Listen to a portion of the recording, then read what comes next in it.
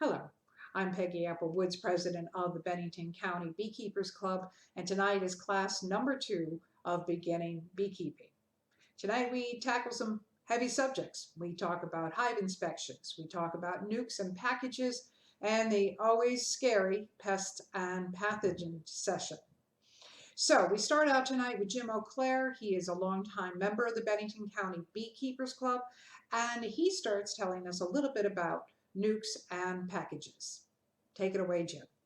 Some of the things that you might have not discussed is about the boxes themselves. When you're installing a package or a nuke, if you have, whether you have deep or medium boxes, you may need to add additional boxes if you're using medium height boxes. As far as installing a package, because the package they send you tends to be a little bit taller than a medium. So it would be a good idea to use a deep when you're doing the installation of the bee package, and especially when you're doing nukes also, because normally the nukes, it's a five frames, but they're deep frames. They transfer a lot easier into a deep.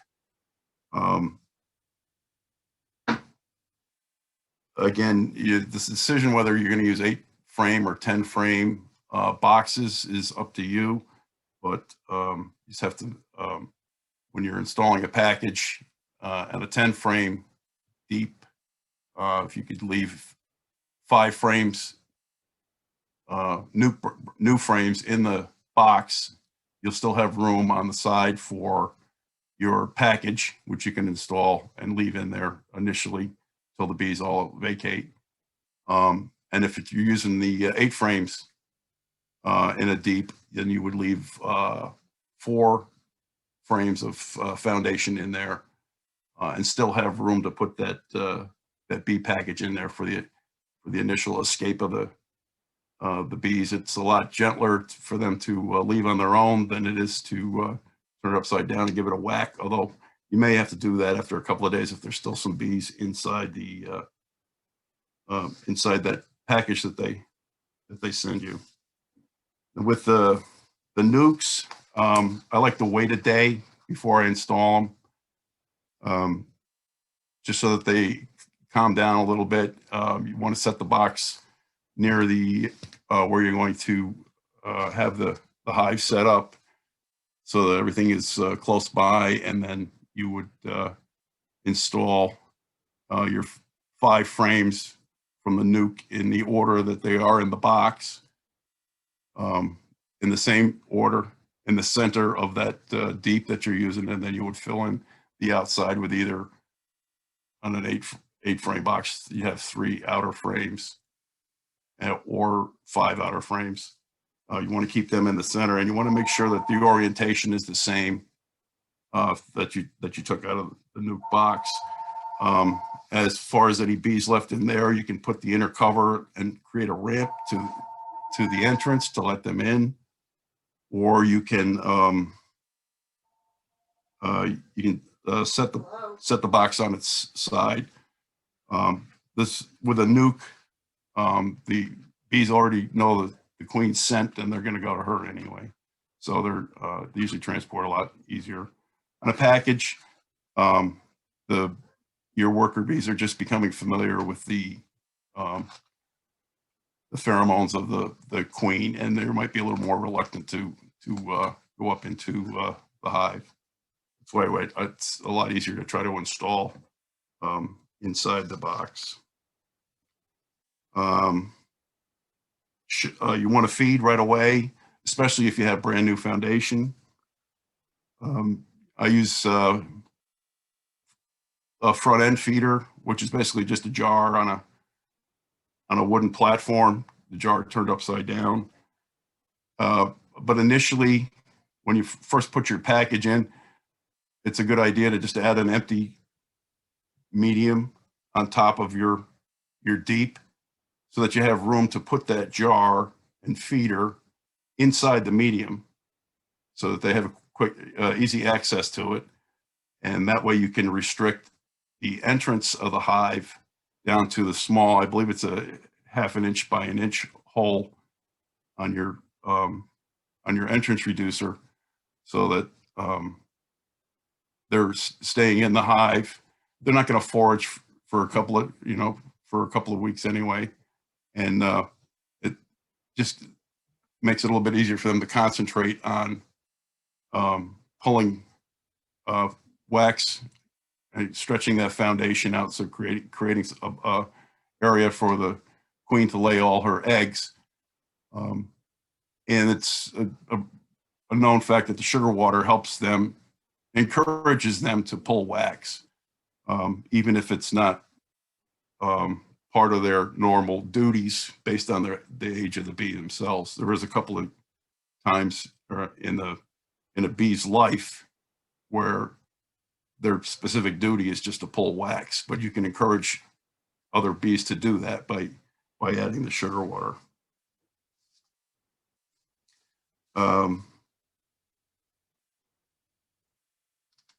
No need for a smoker when you're first putting your bees in. Usually the procedure goes pretty quick as long as you have everything around you, and they'll be relatively calm. Like I said, that's usually wait a day for when I'm installing a nuke, just to get them close or get them used to the environment and like that.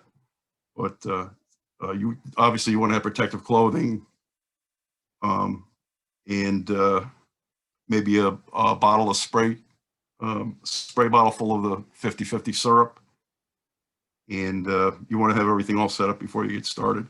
But usually just a little spray of that 50/50 sugar water calms them down if you have any problems. I've never really been stung putting a package, well, not putting a nuke in. There can be a little ornery on the package bees because they've been shipped a couple of days and rattled around in that small cage. But they're usually pretty cooperative. It's really surprising how resilient the bees are, and how I think they're smart. They know, they can sense from you that you're trying to help them, or that you're not causing them any harm. And usually, although you have your veil on, you might get a bump or two from a bee just checking you out like that. But if they bump you and fly away, then you're okay. It's the second time when they come back they might sting you. So there's other things you can do. Obviously you want to do it on a warm day, obviously way more than 55 degrees if you can. You want to, as I said, have your stuff all ready. You want to be in the right frame of mind to do it, because they can sometimes sense if you're having any apprehension, or if you're like frightened or unsure, or if you haven't changed your shirt lately. They can sense the odors on you. Also, they can sense you sweat. So all these things that you can prevent will keep the bees calm, and it makes it a lot more successful installation for the package or for the nuke.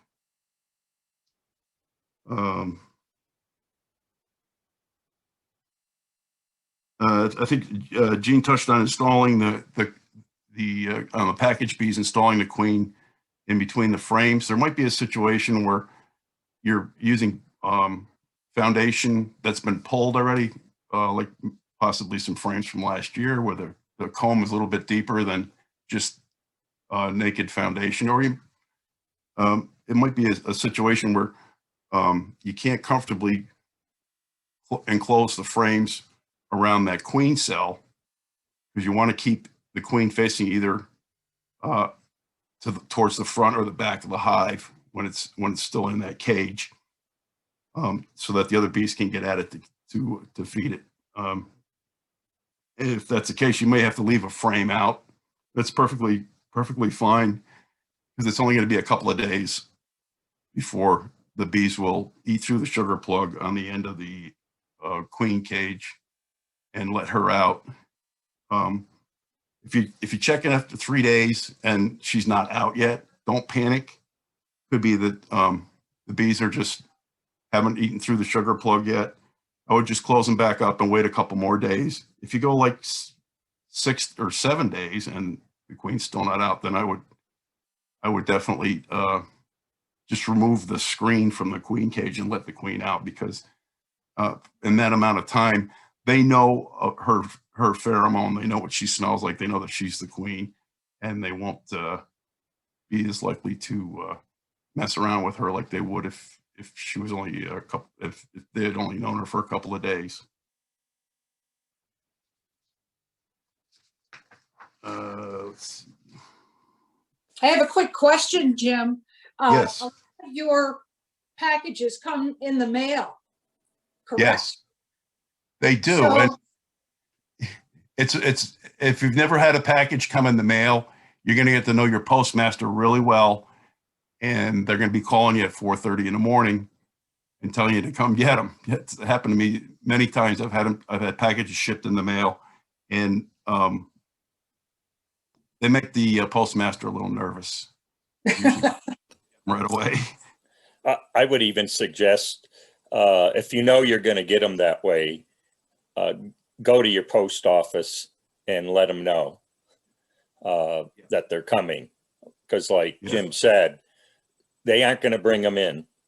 And I usually got them when it was colder, and they just leave them out on the dock outside. So definitely communicate with them, but expect that call at when they get them, they want them out. So it could be 4 in the morning. Yeah.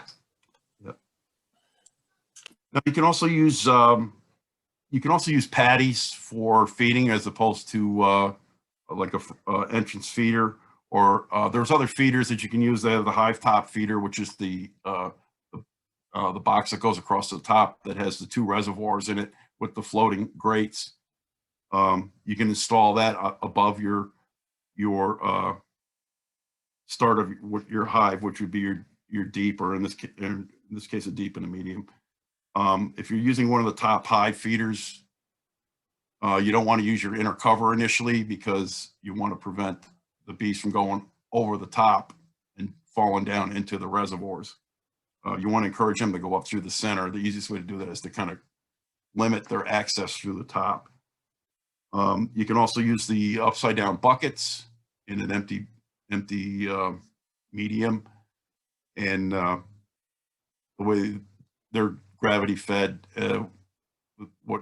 once you fill the bucket and you turn it upside down, the sugar water collects on the screen on the bottom, directly on top of the frames in the box below, and they can feed that way.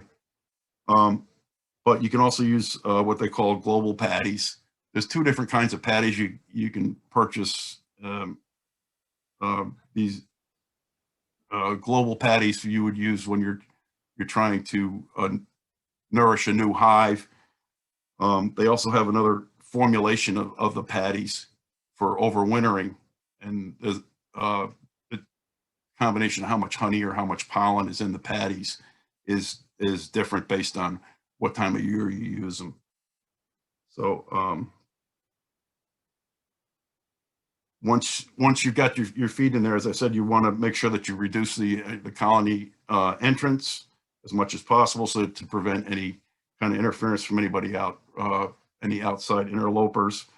And you want to make sure that you're going to check for the queen in the package. You're going to check for a queen in 3 to 5 days, and then as I was staying on the packages,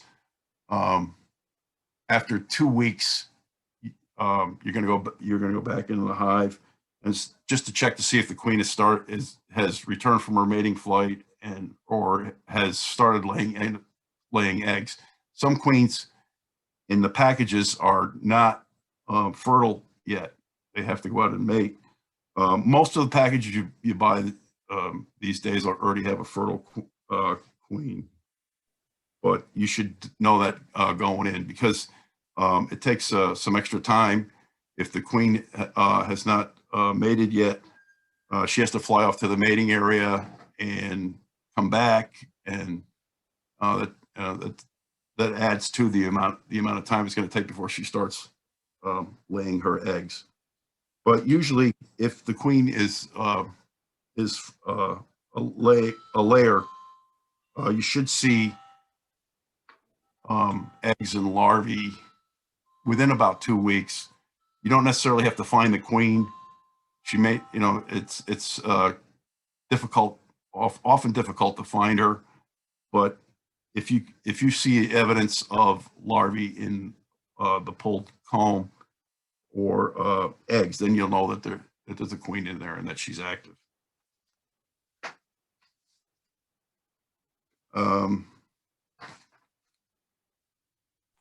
Jim, I have another quick question, and that Okay. is, when you're ordering a package or even a nuke, do you have a choice of asking if you want a marked queen or an unmarked queen? Oh, that's a great question. Normally, when you receive a package, the queens are not marked. You have to request them, and it actually costs you a little bit additional because it's tough to find the queen and put a mark on it. It is worthwhile, though. I think it's worthwhile. Makes it a little bit easier to identify the queen, and when you're in the hive, if she's got a big old colored dot on her back. Now, the colors are going to be different depending on the year in which you purchase the bees or the queen. And there's a kind of an industry standard. Like 1 year, all the queens will have a green spot on their back, and the next year it'll be kind of pink, and then blue, and then yellow. So that if you ever get to a point where you have multiple hives and you don't know how old your queen is, you can just go in the hive and find her and see what color is on her back, and you'll know which year that you purchased her at. And when you make a decision maybe to requeen, the color that's on her back might be something you want to consider as a time for when you want to requeen. Now, I find it's beneficial to pay extra to get the queen marked, and usually with the nukes, it's the same procedure. Although I've yet to find a nuke that in my career to purchase a nuke that wasn't marked. And you get the same thing if you have to requeen and you want to purchase just a queen.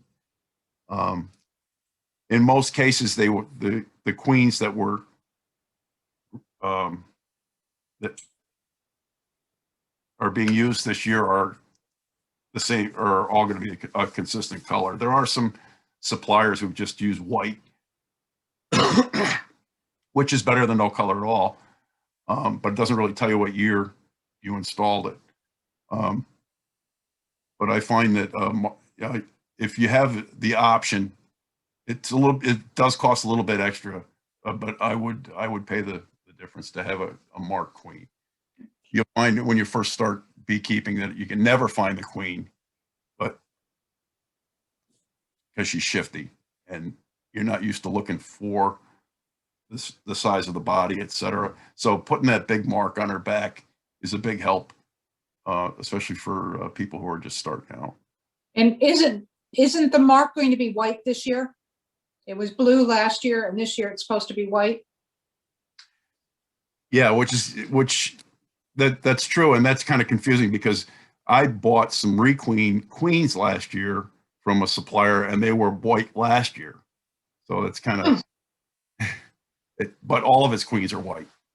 Every year, it doesn't matter. It's just, he just marks them for. He just marks white. Yeah. So Jim, you were talking a little bit about nukes and packages, and also about hive management.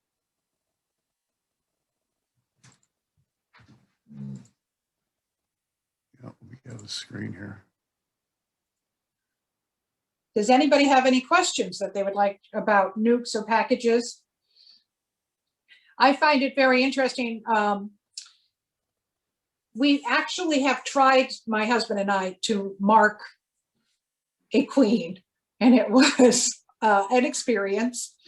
I don't even think we actually got a good marking on it. I'm always afraid of touching the queen because she's so precious. So I'm always very, very skittish about it. That's why I would buy a marked queen. But we did raise a queen, and that's always very exciting too when that happens, when you actually look and you find, oh, there's actually a queen. And I can also, Dana could tell the story our very first year when it was 4th of July weekend. We couldn't find the queen. We couldn't find eggs. We panicked. We just didn't know what to do. And of course, everything was closed. And we thought that was it. We failed as beekeepers. And after the weekend, we went to Better Bee. We got another queen, put her in there. And believe it or not, another queen had emerged. So maybe that queen that we couldn't find was on a mating flight at the time. But at that point, we had 2 queens in the hive, and the one that we bought and spent, I think, Dana, you'd have to remind me, I think it was about $40 at the time. Well, the other queen, the new queen, destroyed it. So we ended up having an unmarked queen for quite a while. A thing about the marked queens, to remember the colors and the years, I have this little term I use. Wow, you raise great bees. And wow is white, U is yellow, R is red, great is green, and bees is blue. And you start with the first a year ending with 1, you go up to 5, and then you repeat the year to the color again. Now, the reason for that is having a marked queen, and they charge you about $5 usually, is to know whether something happens to your queen during the year. Right. So if you know you got a queen with a color on it, and halfway through your season, you go in and look in your hive, you see eggs, larvae, but you can't find the queen. Sometimes they're replaced. The hive could also swarm, and when it swarms, that queen that's marked is going to leave the hive. So that marking tells you things about your queen that can be very helpful for hive management. So that's probably the best reason to get a package or make sure a nuke has a marked queen. It's going to help you down the road.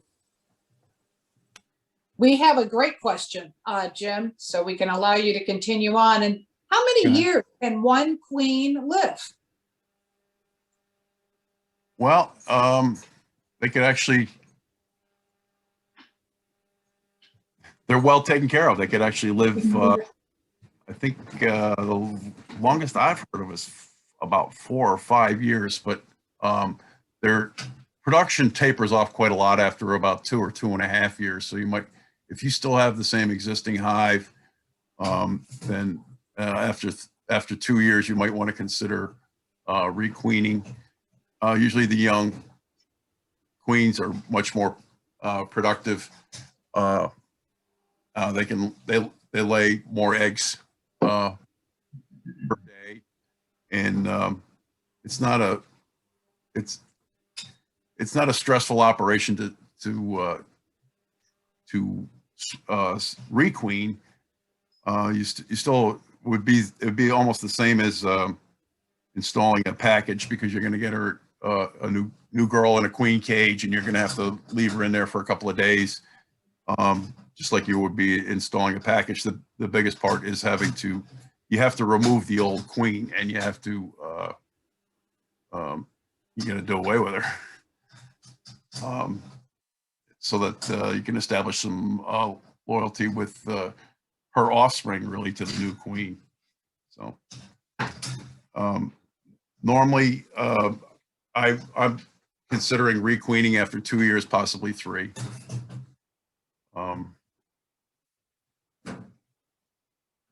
But I've seen, but in the wild, they could go quite some time, I think.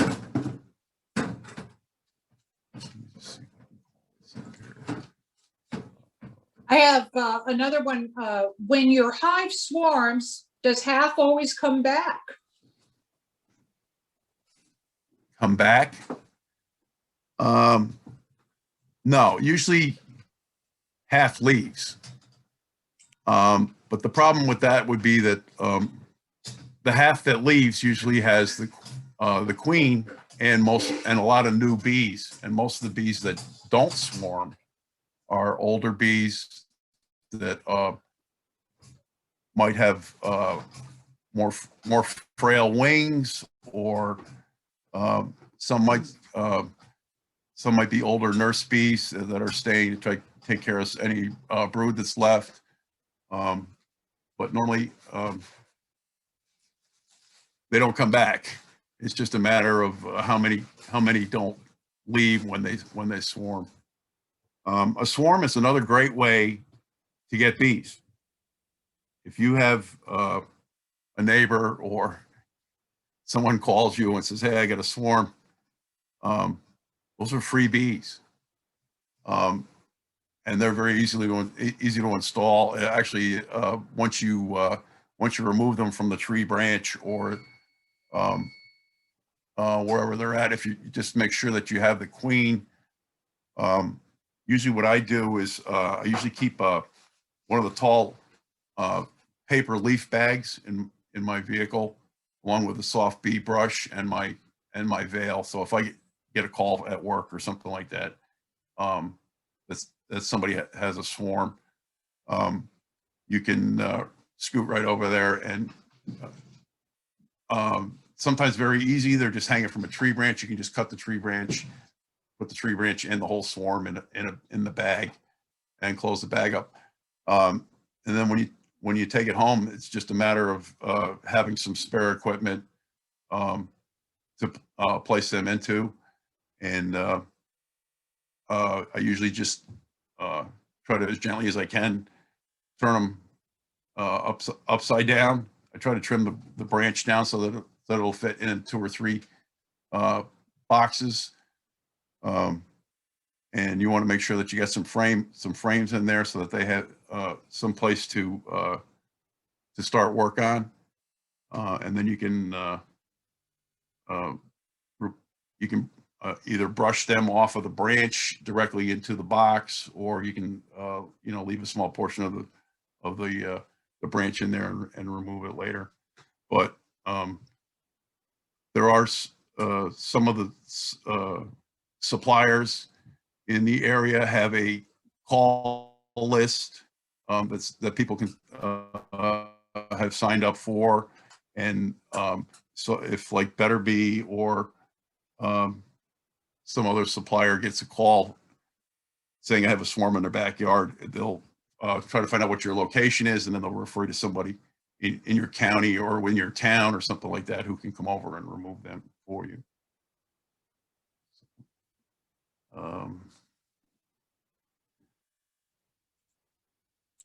I have another question, Jim, and that is, how do you know if you need to feed pollen after installing a package?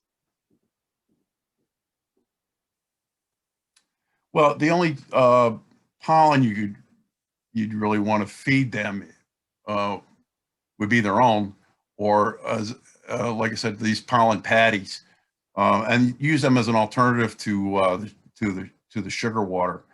As I said, there was 2 different kinds, and the initially the global patties are high in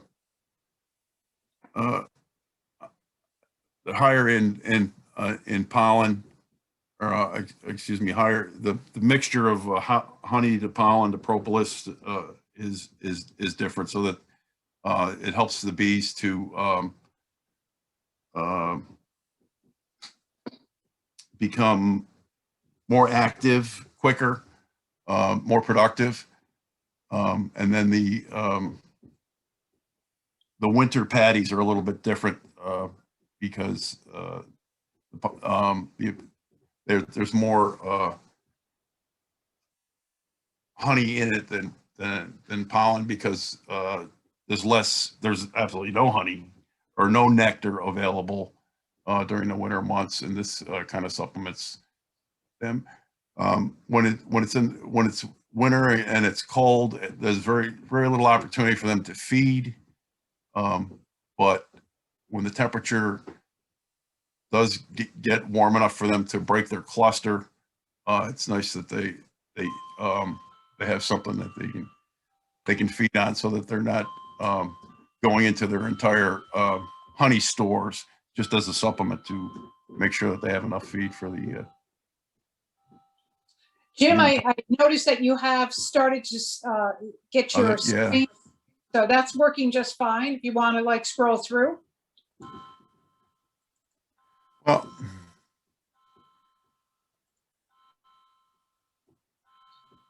in your presentation, do you have a picture of what it looks like with a package, not a package, yes, a packaged queen and a queen cage? I thought that was fast.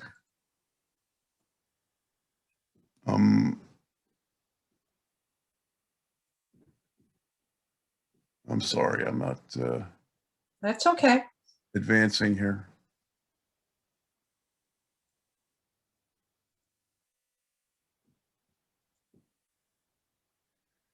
This is the package when you pick up at the post office. You can see the can of sugar water. It's in the top.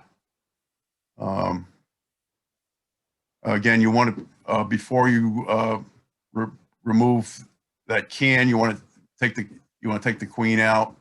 You want to spray the side of the screening with the sugar water to calm the bees down first. And then this is kind of late in the stage of installation, but what you would do, because at this point, you take out the can, remove the queen cage, put the can back in to kind of keep the bees inside, and then you're going to take the queen cage and you're going to hang it from a frame. Here's a picture of the queen cage. This is the sugar plug that's in the one end. There's usually a cork in the other end. If there's a piece of paper across the end of the sugar plug, you want to remove that. If you want, you can take a small awl or a nail and poke a small hole down the center of the sugar plug. Not too deep though, because it's going to take the bees in the package 2 or 3 days to eat through the sugar plug to give the queen a means to escape. She has these worker bees in the queen cage with her, who are tending to her while she's in there, and they'll help eat at the sugar plug from this end. Also, the two of them will meet, and then there'll be an open passageway for her to get out. So as you, on this particular queen cage, you can see the way he's holding it. You're going to want to hang the queen cage with the end to the right facing up, and the queen screen facing either to the front or to the back of the hive, so the wider spot. Here's a picture of it being installed into a deep, and you can hang it from a piece of wire. A lot of people take a big rubber band and wrap it around the entire frame and use the rubber band to hold the queen cage in. This is one way nuke hives come. This is one of the plastic boxes. You can see there's 5 frames there. There's already about 20,000 bees in there, and there's also brood. There's also some honey. There's some pollen. And the queen is already laying, so there's going to be eggs in there and larvae. So this is basically a mini hive in just 5 frames. When you install, this is another way you can get them. A lot of times when you go to pick up a nuke, especially some of the suppliers in Vermont, they have them in wooden boxes, and you could purchase the wooden box along with the nuke, or you can transfer the nuke out of their wooden box into something you transport yourself. This is a photo of the nuke after it's been installed in a deep. As you can see, there's 5 frames, and you can see that they're centered as much as possible. You got 2 empty frames on the outside on the right there and 3 on the left. So that's a 10 frame deep. Most of the nukes, as I said, when you purchase a nuke, they're deeps. So if you you want to make sure you start with a deep box, even if it's the only deep that you use on the hive, you're going to need it for an initial installation. And there's a picture of a nice swarm, really nice. The queen's in there. You're not going to see her because they're all balled around her. These bees, when they leave with her, when they make the decision to leave, they all grab as much honey and pollen as they can carry. And when they take off with her, and you'll see it, it looks almost like a tornado when they're swarming. And then they have some scout bees who go out and look for a location where they can alight, and they will go to like a crook of a tree like this and protect the queen. She's in the center of that mass, and then they may move to another tree branch if they don't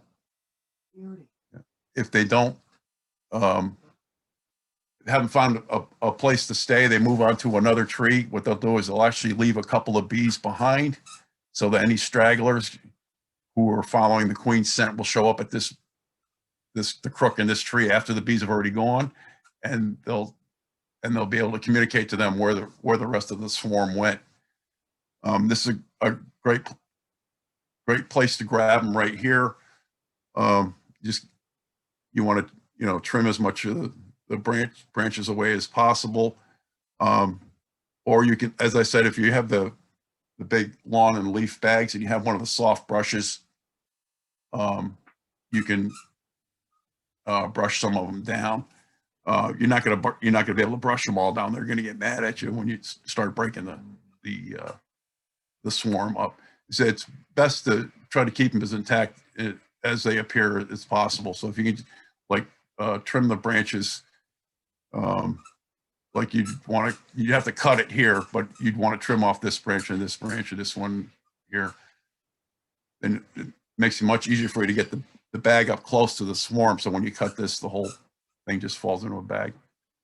Like I say, this is the cheapest way to get bees, but it's also a good way to recycle bees from other beekeepers who have had one of their hives swarm. I remember a couple of years ago, I was on out of town for work, and I was gone for about 10 days. About 3 or 4 days in, I had a neighbor call Better Bee because they had a swarm, and they asked me they referred her to me. So she called me long distance. I was in Indiana or Illinois at the time. She says, yeah, I live about 8 blocks or away from you, and I have a swarm in my lilac bush. Can you come get it? And I said, well, I really can't. I'm in Indiana, So I referred her to somebody else, and who went and got the swarm. And then when I got home, it was my swarm. It had left my hive, flown 8 blocks down the road to her house. So it swarmed at her house. She wanted me to come get them without me realizing it was actually my bees. But somebody else, the person that I referred her to, came and got them. And it was only when I got home that I realized that it was my swarm. But yeah. I mean,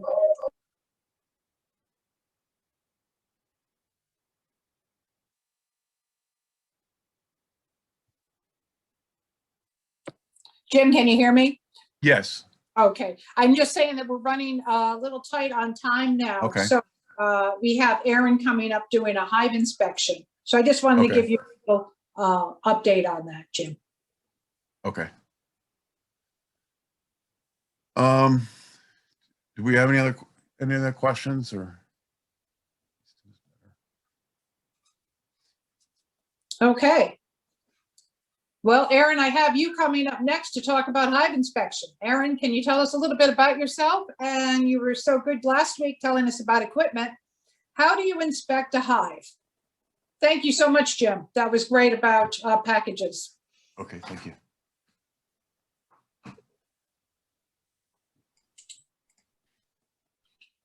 All right, can you guys hear me?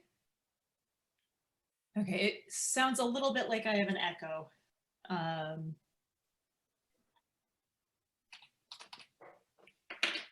Can you guys still hear me? I can hear you fine, and I'm not hearing an echo. Okay, good. If you guys aren't hearing an echo, then I will make peace with it. All right, so I'm going to start sharing my screen so that I can pull up the first. I can pull up the first slide.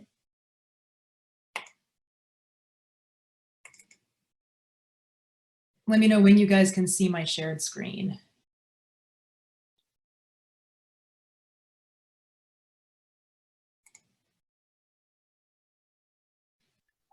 We can see it. Okay, perfect. So I'm Erin Kiley. I grew up in New Hampshire and I was beekeeping there through my childhood. And then I took a big hiatus of about a dozen years. I took the long path through college and grad school. And then I started out beekeeping again when I grew up and bought a house here in North Adams, Massachusetts. So I've been in North Adams for about 4 years now, and the Bennington Beekeepers Club was a great group for me to join. I would highly recommend that you join a Beekeepers Club if you're thinking about starting out beekeeping, and especially if you've already made the decision to start out beekeeping. A club like the Bennington Beekeepers Club, you get to meet and talk with other people about how their seasons are going. You can share information about nectar flows. Maybe you have common problems. All your bees are all swarming at once. It's great to have a group of people with the same weird hobby that you have. All right, so I'm going to talk about conducting a hive inspection, and I'm going to go through this a little bit quickly because Jim covered a lot of the points that are in here already, and I want us to have time for pests and pathogens. So without further ado, the two big rules of hive inspection are: one, know why you're inspecting, and two, bring all of the equipment you'll need. And part two is really influenced by part one. If you have a different reason for inspecting, you might need different specialized equipment for that. And I'll get into a little bit of that in a little bit, but these are the two golden rules. Don't inspect without a reason to do so, and don't be caught with your pants down. Bring all the equipment you're going to need. All right, so why might you want to inspect? If you have just installed a nuke package, swarm, or if you've just split your hives, you might want to check up and see how they're doing. You would also want to inspect regularly for growth and for strength. This lets you get a feel for what's normal in your beehives. It helps you keep an eye on the levels of a parasitic mite called the Varroa Mite. I think you may have heard that word in every single one of the talks so far, and that is because they are always on all of our minds, and they'll be on your mind too when you start keeping bees. You'll learn a lot about Varroa in the Pests and Pathogens section tonight, so I won't go into detail about those, but regular inspections can give you a baseline for what's normal in your hive with respect to a lot of things, and Varroa levels are one of them. So how often should you do those regular inspections? In the beginning, probably you want to do them a little more often, just so that you can get comfortable handling your bees, and just so that you can get a good handle on what is normal in your hives. If you have a little bit more experience, you can give a little more time in between inspections. But one thing to keep being mindful of is that you're operating on the bee's timeline. So I'll say more about that in a bit. You also want to inspect more frequently after a major honey flow or during a major honey flow. And when we say honey flow, it just means that there are flowers that are blooming that are good suppliers of nectar that's accessible to bees.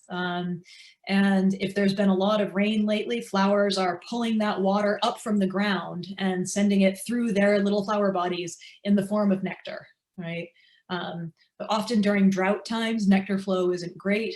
Sometimes right after a hard rain, the sun is starting to shine again, bees are flying out and the nectar is flowing great.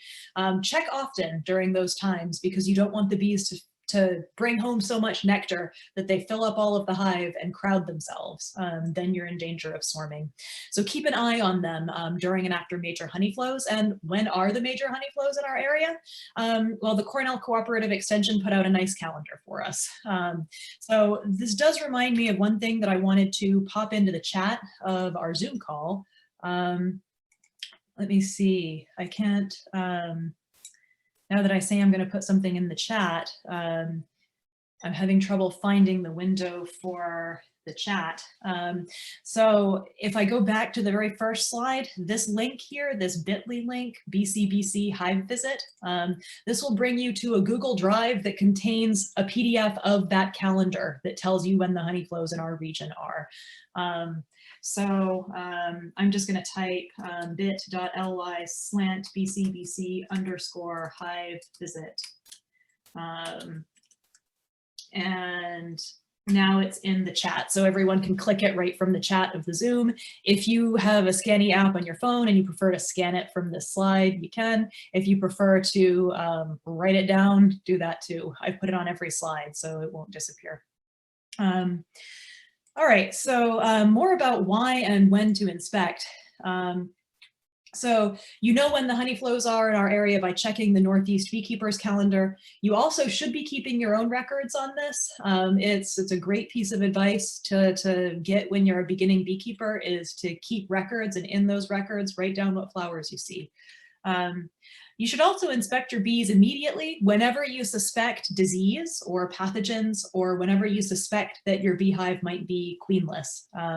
So we'll talk shortly about what kind of things might make you suspicious of those three conditions. So I'll leave that for the pests and pathogens portion of tonight. You also want to inspect or manipulate your hives before winter in order to do some basic things that increase survival odds. Jean touched on this a little bit last week. We talked about wrapping your hives either with tar paper or insulating them with foam board. Those are some basic things, putting mouse guards in the front. We'll talk about winterizing in a bit as well. You're going to want to inspect only briefly in the course of the winter and in the very early spring, just to see if your bees have food and that food is in a place where they can access it.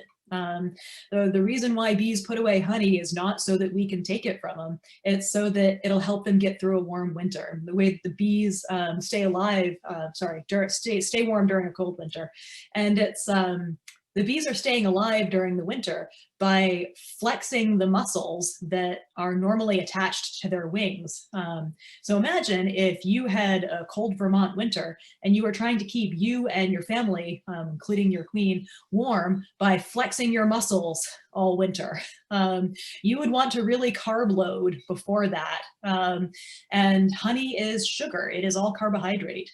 This is why they pack that away for the winter, is so that they can do that incredible feat of flexing their muscles to stay alive. So they pack away all that honey in the hive, and it's in these frames that are in these boxes. They start in a cluster. Because of course, if you and thousands of your best buddies are all flexing your muscles to keep warm in the cold winter, it'll be better if you do so huddled together. You can at least share more residual body heat that way. So they get into a cluster, usually the queen somewhere near the middle in the warmest part, and they start somewhere in the bottom of the hive, eating the honey that they've packed away. And they move that cluster through the hive, and hopefully by the time they get to the top of the hive and finish all of the honey in the spring, it's warm enough for them to go out and forage on more fresh nectar again with things blooming. So this is what you hope happens. Some things might interrupt that. They might run out of food during a particularly bad winter, or during a winter where you didn't leave them enough honey to survive on. They also might run out of food in a place where they can access it. So they might have emptied out a box in the middle, and their cluster might be stuck in the bottom trying to get to more honey that's in the top. You want to inspect very briefly during winter, and I mean just lift the box, take a peek, and close it so as not to let out any of that heat that they are working really hard to generate. So inspect briefly during winter and early spring. Each of those tasks might, again, require you to inspect at particular times, in particular ways, or to use particular equipment when you do so. So remember the two golden rules: know why you're doing it and bring everything you're going to need. So also pick the right time to inspect. So just a few little considerations. You want the foragers. So bees have jobs to do, right? And one job that a bee could do is to be out in the field foraging for things. You want them to be out of the hive and out of your hair when you're inspecting. So sunny, warm days are good for foragers to go out. If you choose a cloudy, rainy, cold day, the foragers will be more likely to be in the hive and you will be ripping their hive apart. So you want to avoid that situation. Again, you'll find that your inspections are a little calmer during nectar flow. Foragers have a great reason to be out and about. So again, check that Cornell Cooperative Extension calendar. You'll find a PDF copy of it right in the Google Drive that I linked you to. Also, if the weather is inclement, don't inspect without a very good reason. You might have a very good reason to want to go refill a feeder or something like that. But don't do it without a good reason when the weather's bad, because all the bees are home and they're not happy to have visitors. Don't inspect super early in the morning or at night.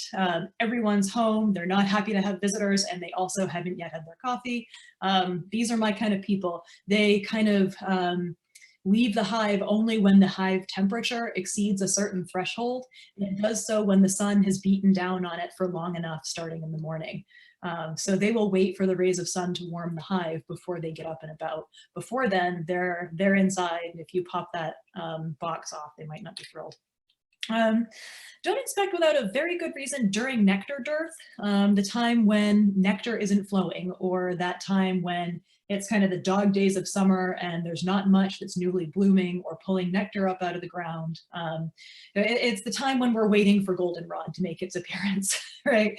So the bees also can get a little bit testy during that time. You know, if there are things that you need to do, like treating for pests or pathogens, which we'll talk about, then don't delay it, but realize that the bees might be a little testier during a nectar dearth. And when the temperature is very low, don't inspect without a good reason. So in order to hatch baby bees, the brood nest of the eggs, the larvae, needs to stay between 91 and 95 degrees Fahrenheit. So don't make it harder for the bees to keep that brood nest warm, because they're keeping the brood nest warm in the same way they're keeping the hive warm over the winter. They'll have brood nest and they need to keep it warm whenever they want the brood to hatch, right?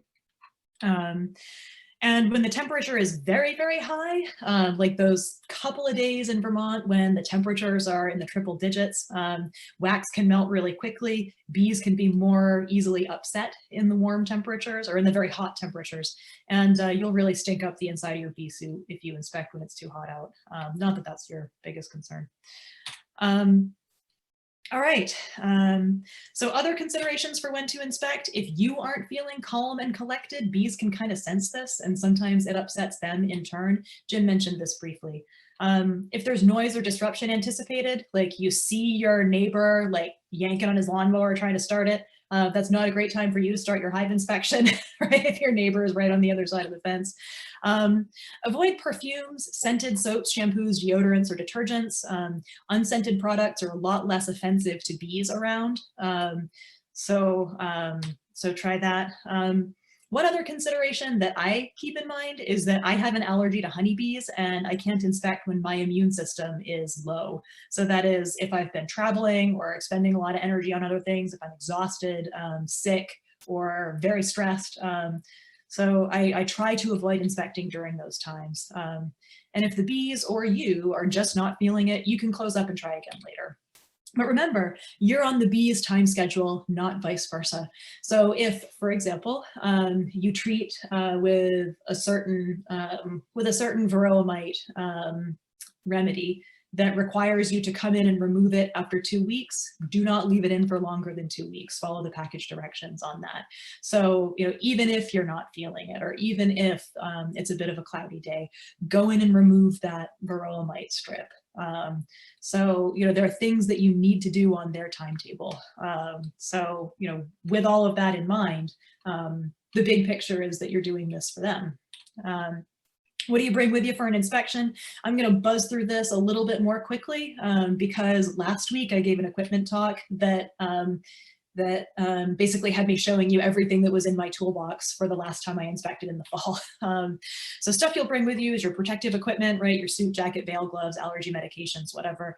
Any tools you're going to need in the process of working the hive. So the smoker to smoke the bees is usually an essential. The Hive Tool, the frame lifter. I didn't show you a frame rest. I'll show you a picture of it soon. Some people use one. Duct tape, always keep one. Rubber bands if you are foundationless. Bring your record keeping equipment. I'm not sure I talked too much about this last time. So some people prefer to keep paper records, like a notebook with pens and pencils. Some people prefer to use record keeping apps on their smartphone. It's a good idea to have a smartphone with you no matter what. If you're in anaphylactic shock on the ground in your bee yard, you'll be happy you've got it in your bucket.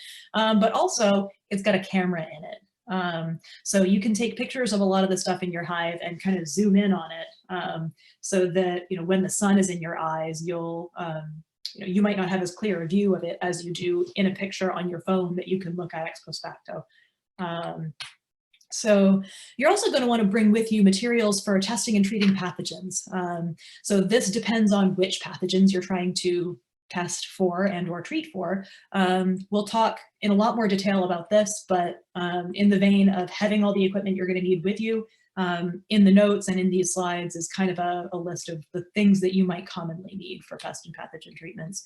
You're also going to want to bring any materials that you use in your regular colony management. So if you happen to dust with powdered sugar as one of your integrated pest management strategies for dealing with Varroa mites, you're going to want to bring powdered sugar and something to use to dust it on your bees with. You might want to bring a feeder if you're feeding your bees, or extra honey supers if you're lucky. You might want to bring extra frames just in case you find a broken frame and need to swap it out, something like that. You might want to bring queen excluders if those are a thing that you use. We discussed that last time, that not everyone uses them.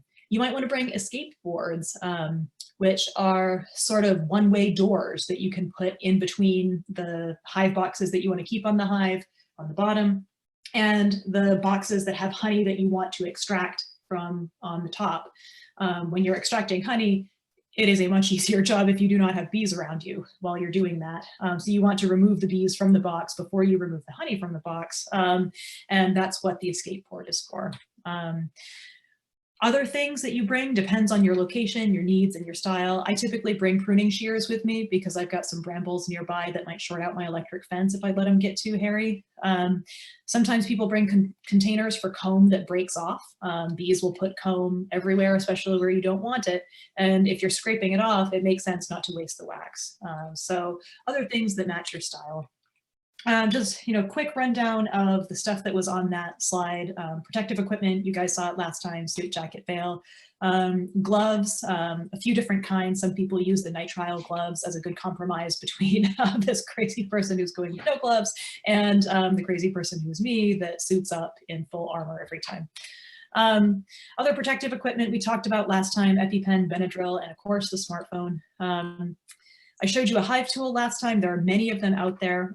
Showed you a smoker last time. I showed you a frame lifter and rubber bands. What I didn't show you is a frame perch. So you can see the picture here in the lower right corner.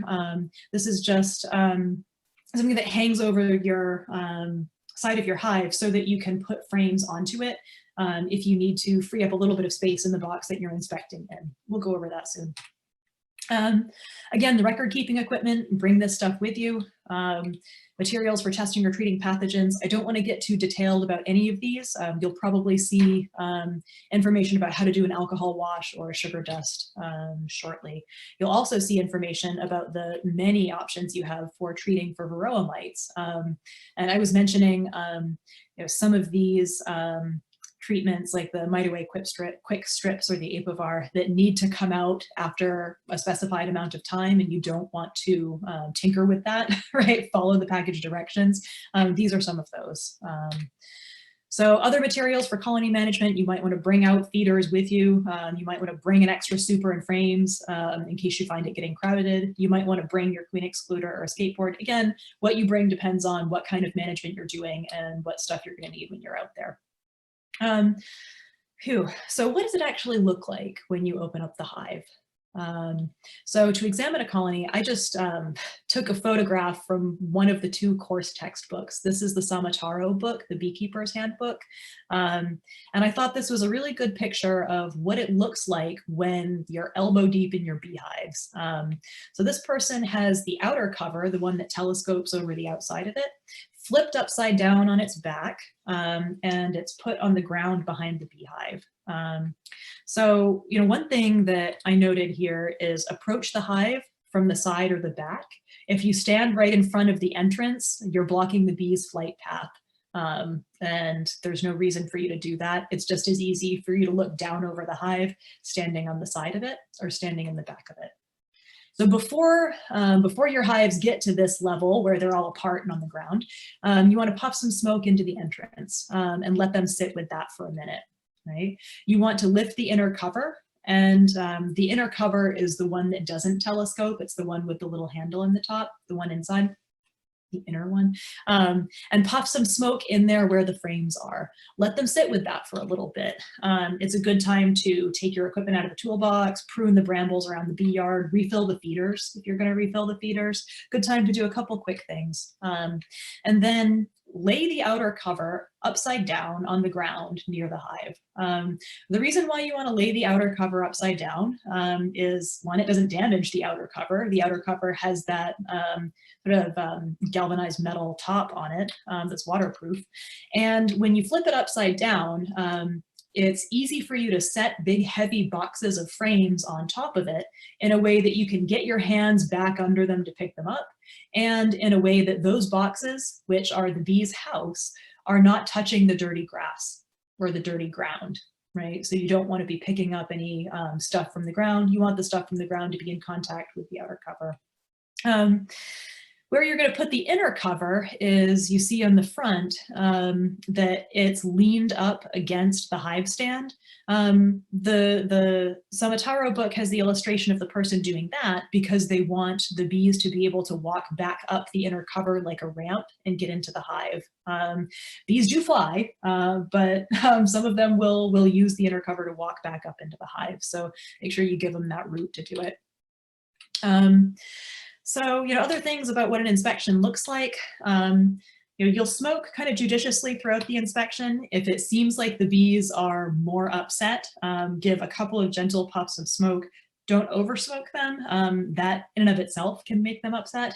So it's a good balance. But if you notice that, if you notice them looking at you, is usually my threshold, right? If I can look down over into some frames that are in the box and there are bees that have climbed up to the top of the frame and they're looking up at me, then I know that they're paying attention to me and I want them to not be. So I give a couple gentle puffs of smoke around.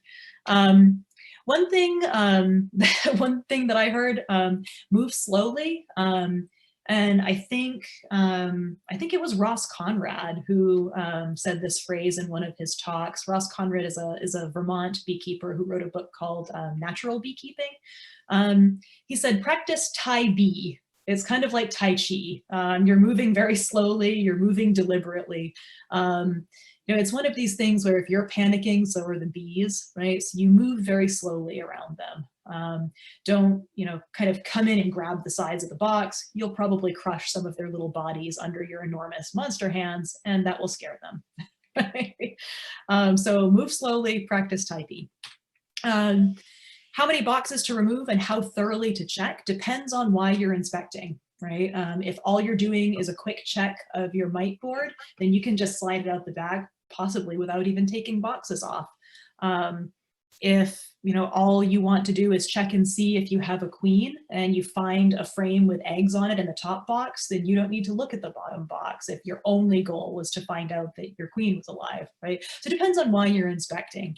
But if I go in there and I know I'm inspecting the whole hive, I start with the bottommost box. And I do that in order to not scare the bees from the top down into the hive, right? You take off, or you take that top box apart, and the bees are going to want to sink down lower in the hive. And they're just delaying the inevitable if you know that you're going to inspect every box in the hive down to the very bottom, right? So if I know I'm inspecting bottom to top very thoroughly, I'll start with the bottom. All right, so let's talk a little bit about record keeping. You can use a notebook, but there are a lot of apps out there. I use one called Beekeepers, and that's both an app and a website. So you can just use it in your regular web browser in your computer once you put the hives back together and come in. Some use this website, Hivetrax.com. Let's see, sharing is paused. Did someone pause my sharing? Can you guys still see my slide? Yes. Yes, we can. I can see it. Peggy, do you have a way of pausing sharing or not? I don't think I do, but I'll look to see. Okay, I'm sorry, my my slideshow just disappeared and I got a pop-up message that says sharing is now paused. Maybe if I stop the share and I start it again. I would try that, Erin. All right. My apologies for that. All right. Can you guys see the slide again? No, you might have to No. share your screen again. Okay. All right. Sharing is paused. Let me see if there's another way I can do this. Oh, Jean has started screen sharing. Oh, sorry. Okay, sorry. There What you about go. now? There you go. Okay again or no? Yeah. Yep, Yeah. that's All right, good.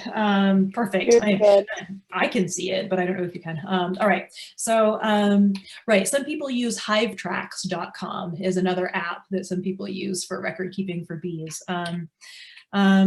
No matter what you do, whether you use the notebook or whether you use apps, do take pictures, especially when you're first starting out. Taking pictures is a great way of remembering what your hive looked like when you inspected last time. And you can record video. I know a beekeeper in Massachusetts who saw her bees acting very weirdly. They were doing a particular thing when they got back to the hive and they looked confused. She took a video of this, sent it to her local cooperative extension, and found that there was actually a virus that was little known in Massachusetts that was transmitted via Varroa Mites to her hives. And she became a living laboratory for the UMass extension to study that virus. So do take videos. If something, you know, triggers your spidey sense, if it smells weird, if it looks weird, take a video of it. See if someone else thinks it's weird too. It might be. When you establish your record keeping, like jot down the layout of your apiary. How many hives are they? Where are they? What names are you using to refer to them by? Where are there windbreaks in your apiary? What are the compass directions? Smartphones can help with that. Many of them have built-in compass apps. And then for a visit, you'll record the date of your visit. Ideally, you'll record what's blooming on your walk out to the apiary. So you know what kind of flowers are blooming on that day. Write down the weather conditions on the day of your visit. And as a proxy for colony strength, you might choose to record things like how many frames did you count that had sealed brood in the box that you inspected? How many frames were covered with adult bees in the box that you inspected? Just things that you could use as a proxy for how strong your colony is. You might want to take a couple notes about the characteristics of your bees. Were they super defensive that day and you don't know why? Were they really docile or gentle? Certainly you'll write down any manipulations that you made in that visit. Did you move any boxes around? Some people swap their top and bottom boxes for a good reason sometimes during early spring. If you do that, write it down. Did you add supers? Did you medicate them in any way? So write down any manipulations that you make And then you'll write down, maybe you're checking on the effect of the last manipulation you made. If you put in a new queen, did she start laying yet? How is your newly installed package doing? Things like that. Has the hive gained or lost weight since the last visit? You don't just look to see if it's looking bulgy around the middle. You can actually just pick it up and get a good sense of, you can pick it up and get a good sense of whether it's heavier this time or last time. And you can even use luggage scales. Sometimes those are okay for doing that, for starting out and getting a sense for what your hive weighs. If you harvested any honey, figure the amount that you harvested. How many boxes did you take off of the hive to harvest? You might not be worrying too much about honey in the first year. Excuse me? Age and origin. Excuse me? Excuse me, yeah, I can hear you. So I'll ask you later, actually. You can ask now if you want. So what do you call Do them? we have a question? It sounds like we do. So the tools, what you get, the tools Yep. for the So like the hive tool. yeah, Yeah. wouldn't you use that to like take out the bricks, or like whatever you want to call them? My father handed me the thing, so Yeah, so hive tools can help you take out the frames. Often bees make a lot of things sticky, and they make it sticky with 3 substances. Honey is the least thick of those, and it's the easiest to wash off. They often stick things together with wax, but one of the higher test things that they stick things together with is called propolis. And it's like a substance that bees derive from tree sap. It is a very sticky thing. If you've ever stuck your finger in pine pitch when you're out walking in the woods, think of propolis as something like that. When propolis is hot, like it's just come from the bee, or it's in a very hot hive on a hot day, you can pry it apart a little more easily. But when it's older, colder, and drier, it can be very much like concrete. So this hive tool, this thing in the upper right corner, is good for using to pry frames up with. So when you pick up a frame, you can see that they're made of pretty thin wood. Sometimes, well, you want to exert as much force as you can pulling straight up on the frame, but sometimes if they glue down an end or two, you pry them up using the hive tool to get them free so that you can pick up the tool. The frame. Did that answer your question? yes, it did. Okay, great. Yeah, I'm glad you asked. Okay, so we were talking about record keeping and the things you might want to keep records of. Keeping records about diseases and pests, especially Varroa Mites, is important. We'll be talking about that during the Pests and Pathogens part of tonight. You also want to keep a record of what medications you use with regard to pests and pathogens, and mite controls. I put them in a separate bullet. They are mandatory. In fact, if you're registering hives in the state of Vermont, you need to file a plan for controlling Varroa mites. We'll talk about that soon. One thing I also record, because I have a bee allergy, is the number of stings I received and how I reacted to them. And with apologies to those who are under 18. I keep this picture in my notebook, and the little dots on it and the notes are the locations where I get my stings. If I seem obsessive about this, it's because I've gone into anaphylactic shock in the past, and I'm trying to figure out where and how and why and what makes this tick. My allergist was of no use to me in explaining this. So, so I keep my records on this. How do you examine a frame? Once you've used that hive tool to pry up the edges of that frame and you've lifted it up out of the box, what are you looking for when you're looking at it? So one thing I want to note first, before I get that frame fully up out of the box into the air, is you need to put it back in the same order. Typically, there might be reasons why you want to switch them around, but you're going to want to be deliberate about it if you do it. typically put them back in the same order, and definitely put them back in the same direction front to back, right? So you don't swap them left to right or front to back when you put it back in. Because the side that's closer to the entrance will have slight geometric differences in the way the cells are constructed than the cells that are on the side that is not on the entrance. So I put numbers on my frames, and the numbers all go on the entrance side of the box. That's an easy way for me to get that right. So to examine your frames, pick up a frame on the outside. Usually they're lighter because they contain less stuff, less baby bees and less honey.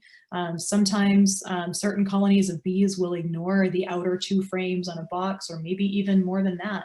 So remove one of the lighter frames first, and that frees up a little bit of breathing room in there for you to move other frames as you're inspecting.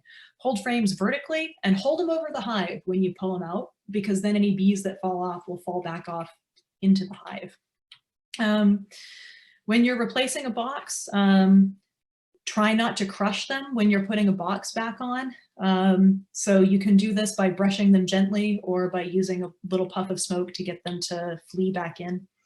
And whenever possible, make sure your box's edges are clean when you put them together. Otherwise, that sticky stuff, the propolis, will just glue your boxes together. And boxes are a lot harder to pry apart than frames are. So what do you look for when you're examining? You might want to confirm that you have a queen. Sometimes you'll find the queen herself, most times you won't, but if you find eggs, that's good enough. If you find, so you might want to look to see if the bees have adequate food stores, especially toward the end of the year. You're looking to see a lot of nectar stored up, or a lot of honey stored up, really. It starts out as liquid nectar. As the water evaporates away from it, it gets thicker and thicker and thicker. And once it's fully fledged honey, the bees cap it over with a wax cap on the top. So you want to check for honey later in the season, nectar otherwise. Look for your brood pattern. So the queen's job is to go around laying eggs, and you want her laying eggs in a compact pattern. You don't want a lot of gaps in between the cells that have eggs and have some, empty cells in between. You don't want to find too many of those. It's normal for the bees to build more in the center frames of the box, less toward the edges of the box. So in the center of the box, where bees are building out frames, what you'll typically see is something that looks like this. On the outer edge, you'll see capped honey. You'll see a little bit of pollen, those sort of multicolored, not glossy but drab looking things, sort of on the inner ring. And then right in the center, you'll see brood. Brood is the larvae that will hatch into baby bees. You'll see some uncapped larvae on the fringes of that brood nest. So right on the edges of the capped cells, you'll see some uncapped cells. And you see those little C-shaped grub-looking things are the larvae there. So this is what a typical hive or typical frame will look like. How do you tell what kind of brood you have? Most of your brood will probably be worker cells. You'll see drone cells. They look kind of puffed up like popcorn packing peanuts or something. The queen cells are what look like the actual circus peanuts. They're huge, right? And you'll see them hanging off of either the middle of a frame when the bees want to supersede their queen and raise a new one, or the typical wisdom is that if the bees want to swarm, they'll build queen cells off the bottom of the frames. So when you build the queen eggs, do you do it out of wax? Can you repeat your question? I didn't hear you. The queen eggs. Mm-hmm. Aren't they made out of wax? The outer shell of them is made of wax, yeah. And they've got to be a lot bigger than the cells that are in the honeycomb because the queen's body is a lot bigger. She needs more space when she's developing. So they need to make them bigger, which is why they hang off the front. And it's made of wax. Yep. Okay, my dad was showing me that one day, and that's why I was just wondering. I'm just going to step in and I'm just going to ask if we could just hold questions off until the end of Erin's talk, and that would be great. So again, if we could just wait until after the talk, we're going to be very happy to answer any questions you have, just to keep things moving along. Thank you. I promise not too many more slides until the end. All right, so other things you might see, I talked about seeing eggs was as good as seeing the queen. If you see these little things that look like teeny grains of rice, those are eggs. So I will say it's easier to see the eggs if the foundation that you use in your frames is dark colored. I don't use foundation at all. I don't have issues seeing eggs, but if you've got poor eyesight, black foundation might help. So what do you look for in all of these things? You've pulled frames out and you've seen what was there. You're usually looking to find queen cells. The locations of those cells could tell you whether they were constructed by workers intending to supersede their queen, or by workers who are getting the vibe that the colony wants to swarm. Look for a drone laying queen. So if the only brood you see in your hive is these drone cells, it could be that your queen is, I would say so old, but that she's mated so long ago that she's used up all of the sperm that she brought back from her mating flights. And then she would have to lay unfertilized eggs, which are the drones.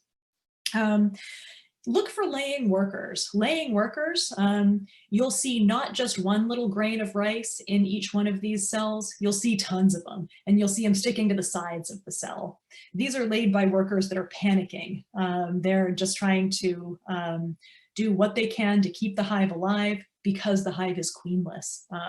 So if you see not a neat pattern with just a single grain of rice looking thing in the bottom of your cells, but you see tons of grains of rice in the cells and they're sticking off the sides, you don't have a queen. Your workers are panicking and they're laying because they know they don't have a queen either. Look for failing equipment, right? That's pretty straightforward. If your boxes are rotting, replace them. Look for crowded conditions. If you don't have any free frames for the queen to lay on, that can encourage swarming. If the bees are bringing home so much nectar that they don't have a place to put it, put more honey supers on, lucky devil. Or if your colony is very strong and you think you can do a split, then it's possible to split a very strong colony into 2 colonies. Look for overheating. If bees are overheating, it's not a great day to inspect, but you might want to provide ventilation or shade if that's within the set of things that you can provide. Again, look for diseases, mites, and pests. Lots more on this later.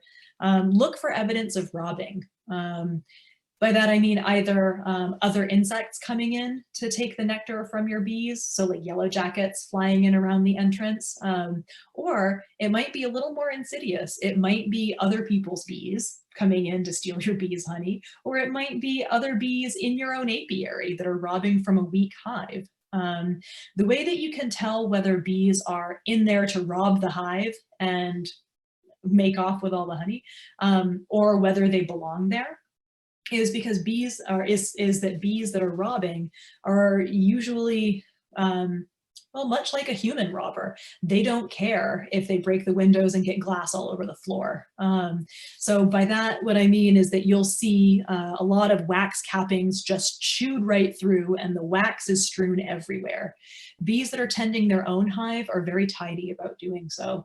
Bees that are robbing another bee's hive, they don't care if they spray plate glass all over the floor. Another thing is if you can almost tell when bees are robbing a hive by the sound. The sound is a lot more dramatic from bees that are robbing versus bees that are there in their day-to-day activity. That's something that's hard to describe until you see it. One more thing I have about finding the queen, and then that's it. So I put a bunch of question marks next to finding the queen because very often I don't find her. But if I'm trying real hard to find her, I will look on frames that are near the brood nest and then have clean, empty cells that are ready for a queen to lay eggs in them. The queen won't be somewhere she's already laid eggs. She's not going to be on frames that are full of sealed brood or larvae. And she won't be anywhere where the cells aren't yet ready for her to lay eggs in them. You know, look on frames that are like that. And then on those frames, look where the bees are looking. So if you're holding up a frame in the air and it's got a queen on it, usually the other bees on that frame are looking out for her. So just look where they're looking. Sounds awfully glib. One surefire way to find the queen, though, is to get a kid out there. Kids always find the queen. So with that, I guess I will ask for questions, because that was all I had about the visit. What a visit looks like, how to prepare for it, and what you're looking for during. So what have you guys got for questions? Thanks so much, Erin. I do have one question here, and I can certainly, if anybody wants to raise their hand, I can open, or you can certainly unmute your mic. But Angela has an interesting question, and that is, would it make sense to move a hive into an open, not an insulated, but an open garden shed during the winter? An open garden shed during the winter. So that kind of reminds me of bee houses that they use in Bavaria and in the sort of Western Slavic parts of Europe, like in Slovenia. So I've seen these hives that are not freestanding out in apiaries like ours are, but they're these hives are built into the walls of sheds with roofs on them and with doors that you can go into the shed and access the back of the hive right from inside of the shed. So your question kind of reminds me of that. You might be able to look up AZ style hives or Slovenian style hives if you're interested in that.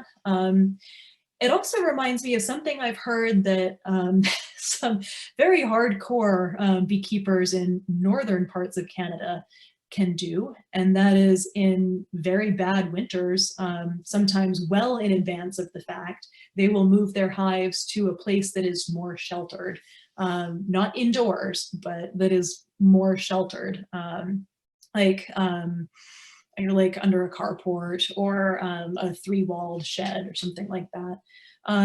But you want to do this so that the bees have time enough to orient themselves.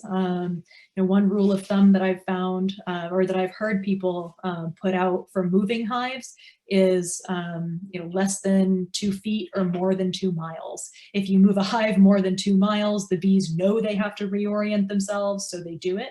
If you move a hive less than 2 feet, usually they can get by without doing reorienting of themselves. But if you move it in the interval between more than 2 feet and less than 2 miles, it can be confusing for those bees. If you're moving hives like that, make sure you're deliberate about it, or just plan for them to be in a Slovenian style hive to begin with. Might be my advice on it. What about the other beekeepers here? Do you guys have any advice or thoughts, or know anyone who's done that sort of thing over winter? So my father, he just lost all of his bees, and like I asked him what he thought was wrong with them. He thinks that they were like them little, what do you call them? A Varroa Mite? Yeah, and he was finding a whole bunch on his floor because he kept on taking the cone out to look in it. And that's what I thought it was. So all my bees got it. So I have like 1 set left. Could Well, that we'll be be talking a why? lot more about Varroa Mites during the Pests and Pathogens section. So you'll get to learn about strategies for managing Varroa Mites so that has a smaller chance of happening again. Don't feel bad if the hives had Varroa Mites. Every hive has Varroa Mites. In some hives, they become a bigger problem than others. And we're going to learn some strategies for making it less likely that they become a big problem. So hold off for just a little bit. You're going to learn a lot more about Varroa Mites real soon. Erin, if I could just add something about overwintering.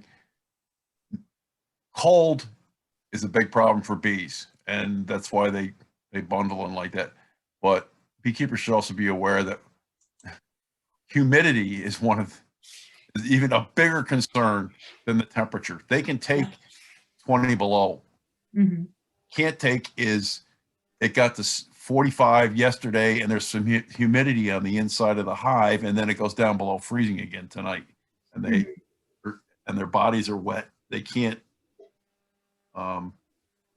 regulate the heat in the bundle as equally. So you know, the question was asked about an uninsulated shelter and like that. I've had people propose putting them in greenhouses, you know, and for overwintering because it gets them out of the elements. But you know, I have to remind them that it's not just the sun shining down on them or the temperature of the greenhouse. It's the humidity. You know, you have to make sure it's well ventilated, whether the temperature is warm or not. That's for sure. Bees do not like to be wet. Thank you very much, Erin. We're going to move right along because we don't have too much time, and we really do want to talk to or listen to Tony talk to us about pests and pathogens. So without any hesitation, Tony, I'm going to open it up to you. Tony is the president of the Southern Adirondack Bee Association. Tell us a little bit about yourself, Anthony, and take it away. But you must unmute yourself. So please unmute, and I will mute me. And I have to figure out, oh, I may have to move because my battery is in saver mode at this point. And hopefully I can get the access to my desktop. Well, yep, I'm the president of the Southern Adirondack Beekeepers. We're in upstate New York, around the capital of Albany, about 8 counties. And we have over 400 members. And they've been in existence since the mid-1980s. I got involved in beekeeping. I also lived in New Hampshire for a time out of graduate school. I worked for the state there. And I had a colleague of mine whose family had bees that they used in apple orchards. And this was in the 70s, late 70s, mid 70s to late 70s. I was asked one time what I was doing on a weekend. And I said, not much. And they said, well, can you come over? We could use your help. I got there and he said, get in the truck. And as we were driving, he said to me, do you know anything about bees? And I looked at him and I said, not much, other than when I was 10 years old, one summer, I sold bees to an Italian baker. We used to catch them in a jar. And he saw us with these bottles of bees, and he bought them from us for $0.25. And we didn't know why until he shook them up, unscrewed the lid and put his hand in the bottle and got stung multiple times. And we thought he was nuts. And he basically told us that he was letting them sting him because he had arthritis. And that's a whole other thing in beekeeping, apitherapy. To some people, it's beneficial. And he claimed that it helped the pain of arthritis. So that summer, I was in the bee business, selling my bee packages to him for $0.25 at a shot, which allowed me to buy 5 big candy bars. So that was in the 50s. And but going back to New Hampshire, I said, no, I'm not really knowledgeable of bees. And he said to me, well, what do you, that's all right. We only asked you to come because you're 6'3", 225 pounds, and you can lift the hives. And I said, what hives? And he says, I'm going to take you to them. So for the next couple years, I help him out, learned a little bit about beekeeping, but beekeeping back then wasn't much. It was basically having a hive, putting it out, letting the bees do their thing. There was no Varroa Mite, no Tracheomites, no deformed wing virus, no nosema, no small hive beetle, nothing other than American foul brood. And every spring and fall, we would sprinkle terramycin around the top frames of the hive, and that was the extent of beekeeping. And so it was wonderful. And I call that the pre-mite apocalypse phase of beekeeping. From about 1990 on, beekeeping has become an extraordinary effort. You need to know a lot, and you need to be very knowledgeable constantly on how to deal with your bees. There is so much happening to the bees that it's just becoming a real issue with bees. And so I kind of want to start out with this particular. Whoops, let me get this thing going there. One thing I want to go back to is I prepared this link, this sheet of all various links of things that I will touch base on, and I'm only going to be touching base on stuff. A talk on pests, diseases, and maladies could be a talk that goes on for days, especially with dealing with Varroa mites. So it's becoming a lot harder to deal with them, and it's causing a lot of pain with beekeepers when their hives don't make it through the winter. But this sheet is basically what I will flip to during my talk, using various slides to talk about various things. The Hive Monitoring one. Again, you can download these. Penn State Apiary Program has a lot of good information on pest management and different how to deal with them. You should all get these documents, and I'll show you a little bit about it. I'd like to show this video, Jamie Ellis from the University of Florida, where he just talks about Varroa mites, briefly, about 5 minutes. The Honeybee Health Coalition. You got to go to this site if you want to learn about Varroa. They basically, that's their whole focal point, is dealing with Varroa, how to use various treatments, how to do mite checks, and so on. So it's something you're going to have to spend time on. The Northeast IPM Center, it's IPM stands for Integrated Pest Management, and it's a way to deal with various pests. And it's not just beekeeping, it's used in agriculture. Pest management, there's an approach to trying to deal with pests that can be more natural than chemical based. And so this Northeast Center deals with that, but they put out a very nice brochure on Varroa mite treatments that we'll go over a little bit. And lastly, the University of Guelph. Guelph is a university in Ontario, Canada. And people may say, why are you going to Ontario, Canada for your information? They have the same temperature and weather that we have.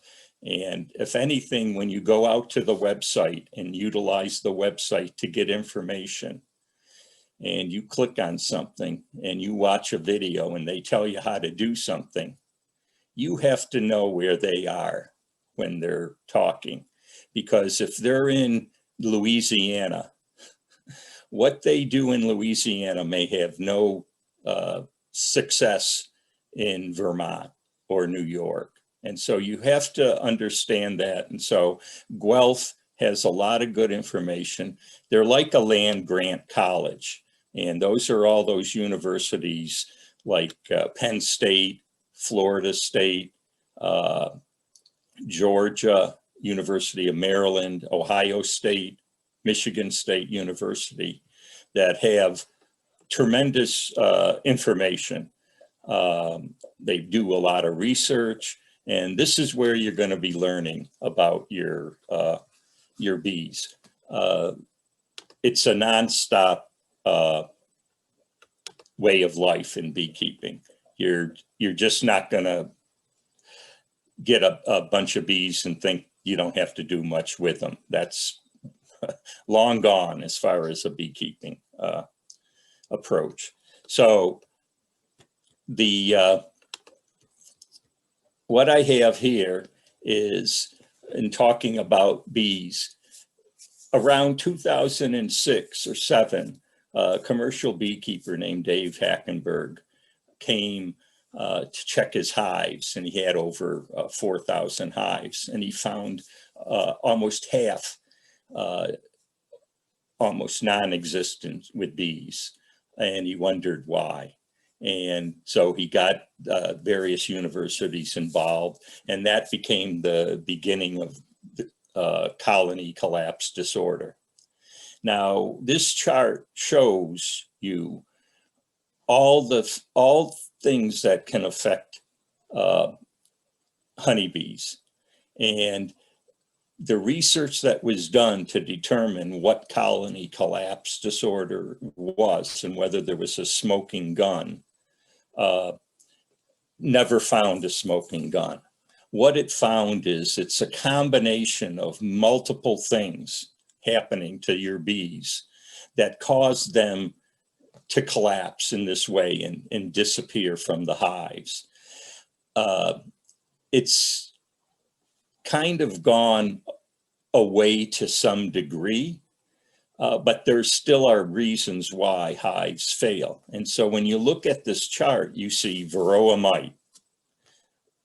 Number one, if you don't do anything with Varroa Mites, and it can be naturally or using treatments, your bees aren't going to survive. Tony? Yeah. Tony, do you think, are you screen sharing? Yeah, I am. Because I'm not seeing it. Oh, okay. Let's see. What do I do for that? Let me see if I have to go into, okay, let's see. Screen. Tony, go to where it says share screen. Okay. I did. And I got this white screen. Okay, maybe this is it. Yep. That it? There you go. Okay. Yep, good. So what you see here is this kind of looking at it as a definition of what they think colony collapse can entail. And it entails multiple things. These are all stuff that continue to be in beehives, from various viruses, again, and we'll talk a little bit more about them. The disappearing disease was basically the colony collapse disorder. The bees disappeared from a hive that was strong, 2 weeks ago, and then all of a sudden they're gone. Varroa mites, which came on the scene around 1987, other bacterial diseases, and a lot of them are what they would call brood diseases. Nosema, that affects bees, the gut of the bees, various drugs. And when I mean drugs, I mean treatments that beekeepers use to deal with some of these other things. Tracheomites, another mite that lives in the trachea of the bee and causes initial problems. Pesticides are a big problem with bees, and then again, nutrition. And nutrition, you've heard about, and people talking earlier about, pollen and feeding. You have to make sure your bees are getting the right stuff, or else you're going to have some problems with it. So this diagram here really represents the year of a hive. And starting in January, your bees are dormant. They're living in a hive that has 10,000 bees in it. At the same time, if you treated well enough in this fall, you should have minimal number of mites at that time. So as the season starts to move on, you get into February and March, you should be doing various things for that hive along the way. And Aaron talked about some of the monitoring and whatnot. This is all monitoring that you should be doing. You should be feeding if you need to feed. You can be taking mouse guards off that you should have put on in the fall to keep the mice out, a pest, because they can do damage to your hive. You're going to be feeding food syrup. And then at that time up here in those months, you're going to start to see various blooms of plants, willow, dandelion, maple, and so forth. And that's what your bees are going to be feeding on. But as you go along, you have to deal with other things. Drones, the drones that are coming out, swarms that are coming.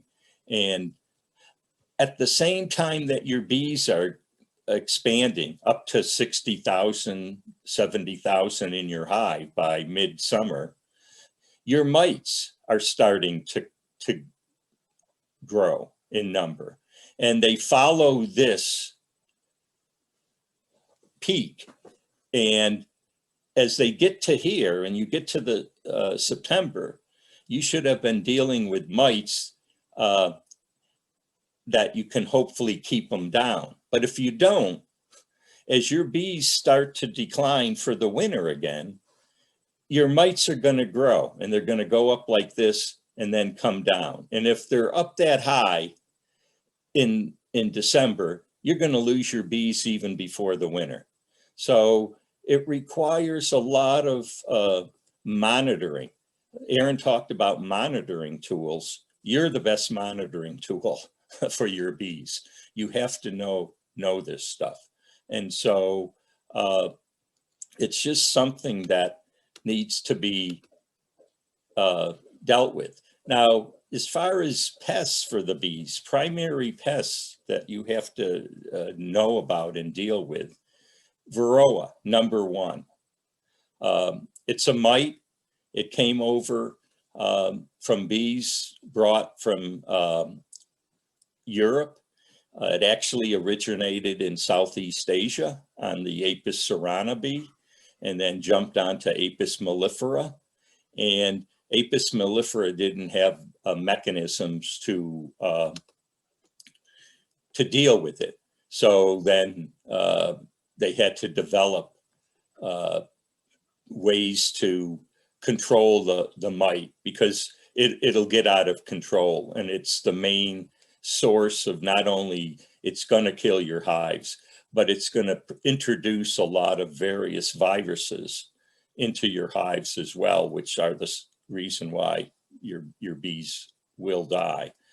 Tracheomites, it's another mite. It was originally appeared in 1917 in the Isle of Wight in England. It's a mite that gets into the bee's trachea and kind of lives there and breeds there. And it basically prevents the bees from breathing. And ultimately they're gonna succumb to it as well. There are ways to go about treating it.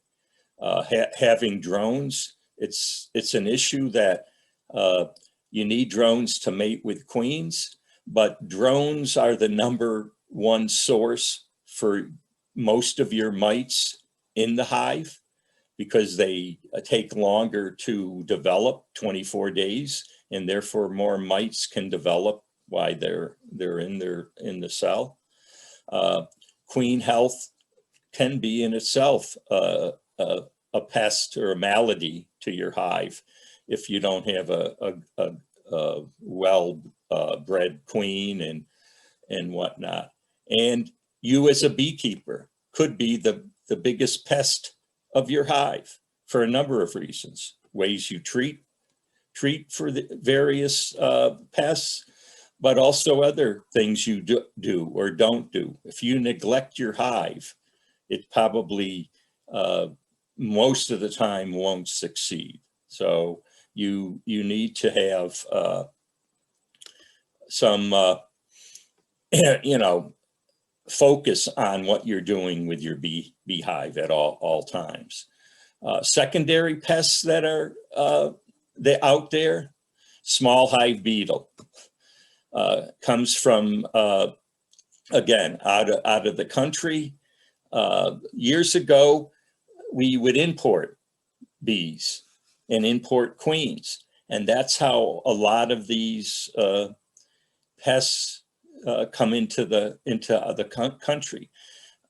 You all should know that the honeybee is not natural to North America. It was brought over in 1620s, and so it's a non-native insect, and so it's something that when you bring over, keep bringing them in from areas where they had these pests. That's why all of a sudden, in the late 80s and early 90s, all of these different pests started to appear.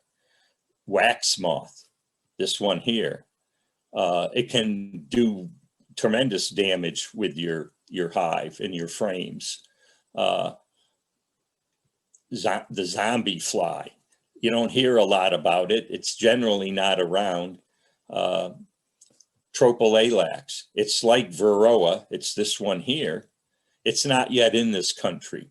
So they have to be vigilant in making sure it doesn't come in. Now, we don't allow bees to be brought into the country again, but what happens is all of these shipping containers that come into the country from other countries have these things in it. Swarms in, Europe that get into a shipping container can come into the country when that container is opened, and then they leave the container and fly out and spread around. And so that's what happened. Ants are a pest. With some people, depending again on siting of your hives, what's going to happen with the ants, and there are various ways again to deal with the ants. So this just shows the wax moth and where it originated down in Central America, and it eventually comes up. Same with the way the Africanized bee came from Brazil and then just followed this route up here, and they're pretty much in the southern part of the United States. So larger pests, raccoons, skunks, possums, there's always signs for how and where you can see them. You can see scratches on the front of your hives.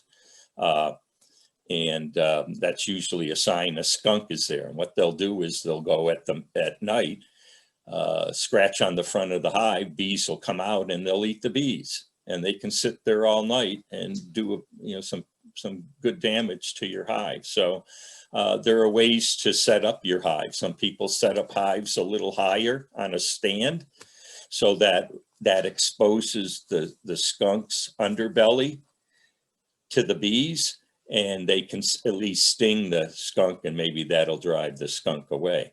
Other people will take carpet tack strips and put those on a board in front of your hive. And obviously, if you've ever stepped on a carpet tack strip, it'll punctuate your, puncture your feet and whatnot. So there are various ways to deal with all of that. Earlier, Jeff in the last session talked about bears. Pretty much in Vermont, I would say you probably need to have a fence around it. They can destroy your hive. They're looking for both honey and brood to eat, but if they have open range on those hives, they won't leave one standing, just about. They'll go after them all. And lastly, believe it or not, if you put, I've known people that say, oh, I'll put it in my pasture. I have a electric fence around my horses or cows, and I'll put it there. Well, the next thing you know is the cattle or the cows have gone and tipped the hive over by rubbing against it. And if you don't have it fenced in, I've seen where it seems like young teenage boys, they like to do beehive tipping, and they'll knock over a hive. So there's all these things you have to, contend with in your hive. You get to the small hive beetle. This is what it looks like. This is the damage it'll do in your hive. It lays eggs in your hive, and the larvae just go through and eat the honey, and then they'll pupate down into the soil, and then they'll come back into your hive again. So there's treatments. And when we talk about treatments, there's natural treatments and there's chemical treatments. And as a beekeeper, you have to decide how you're going to deal with all of these pests in your hive. Are you going to be a natural beekeeper? Or are you going to rely on some chemicals, knowing that they can also be causing harm to your hive? They leave residue in the wax, but they also can have an effect on queens and even worker bees, depending on how you go about using them. If you're going to do natural treatment, Aaron mentioned Ross Conrad's book. It's a good book to read, but it requires a lot of work to do a lot of the non-treatment ways to deal with these pests. And so, again, you have to realize you have to go with the time frame that is required and not your calendar. Because if you use a drone brood trapping, where you're going to trap mites on drone brood, you have to pull that frame out in time for the mites not to hatch out of the brood, or else you've just created a mite factory. So you have to know about that as well. Pathogens, there's Nosema apis and Nosema cerana. It's a spore. It's a bacterial spore that gets into the gut of the bee, and it causes the bee, usually in the winter and in the spring, but although Nosema cerana now is year round, it can have an effect on your bee's health and their ability to, absorb the nutrients that they need. So there's limited treatments to that, but you have to recognize it. And so one of the ways we used to in the winter and into the spring is the front of your hive, your beehive. A lot of times when the bees were able to get a cleansing flight and leave the hive to go out and poop, there would be excessive amounts of it on the front of the hive, dripping down the hive. And so that's a sign that your bees are, have this condition or something like it, like dysentery. So let's see, whoops. So there are viruses then. Currently, there are approximately 25 identified viruses that affect the honeybee. And a lot of these are in the hive, but can be controlled with a hive that has good health. But the way the bees get a lot of these viruses is from Varroa mites. As Varroa live in the hive, they live on the adult bees, and they will, at first it was thought they were eating and sucking the blood, the hemolymph of the bee, but in fact, they're living on what they call a fat body in the bee. And the fat body helps the bee process various, it can cleanse pesticides from their body. But again, it's something that makes the bee healthier, and it allows those bees to get through the winter, where they can live off the fat body. So these viruses, so when the bee pierces the adult bee's ectoskeleton to eat the fat body, or they're in the brood of the the workers or the drones, they're introducing these viruses into their bodies. And so that's when these bees, they're hatched out. You'll see bees that'll have deformed wing virus up here, where that wing isn't a full wing. And again, you have to be able to recognize that. Here we have what they call a sac brood. It's a virus on the pupae. You'll see it and know about it. Now, some of these viruses can be treated just by having a healthy hive, a strong hive, and possibly requeening to get a queen with better genetics that can deal with those situations. So I mean, we can just go on and on. You get into pesticides. It's now over 100 pesticides that are out there that can affect bees and have been found in beehives. Now, initially with colony collapse, everyone thought that colony collapse was caused by pesticides. Well, first they thought they were caused by cell phones. And then that was quickly proven not to be the case, but pesticides have always been blamed for bee health. Sometimes, yes, because if someone applying pesticides isn't doing it right, generally that can impact on bees. So you have to know where you site your hives, and whether you're in an agricultural region or even in a suburb where lawns are being treated, you have to work with your neighbors to see if they can also respect you and the fact that you have bees, and maybe have them control how they go about applying pesticides as well. So, I mean, it just goes on and on. I sound like the Grim Reaper. And, these are, again, monitoring tools that, Aaron mentioned about, the cap scratcher for the Varroa test, the sugar or liquid roll, liquid meaning generally alcohol. Now Randy Oliver is saying that Dawn soap can be used to do mite washes, various traps for in the hive. There's small hive beetle traps that'll trap those beetles. The rope test, it has to do with American foul brood. Hive scales to weigh your hive. But again, you are the best tool for doing that. So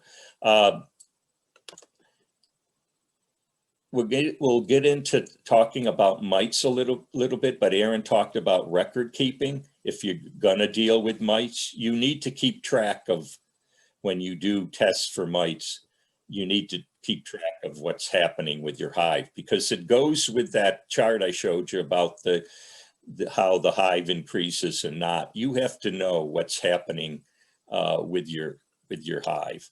And so, so this is a chart. It's in that list that I gave you. This is put out again by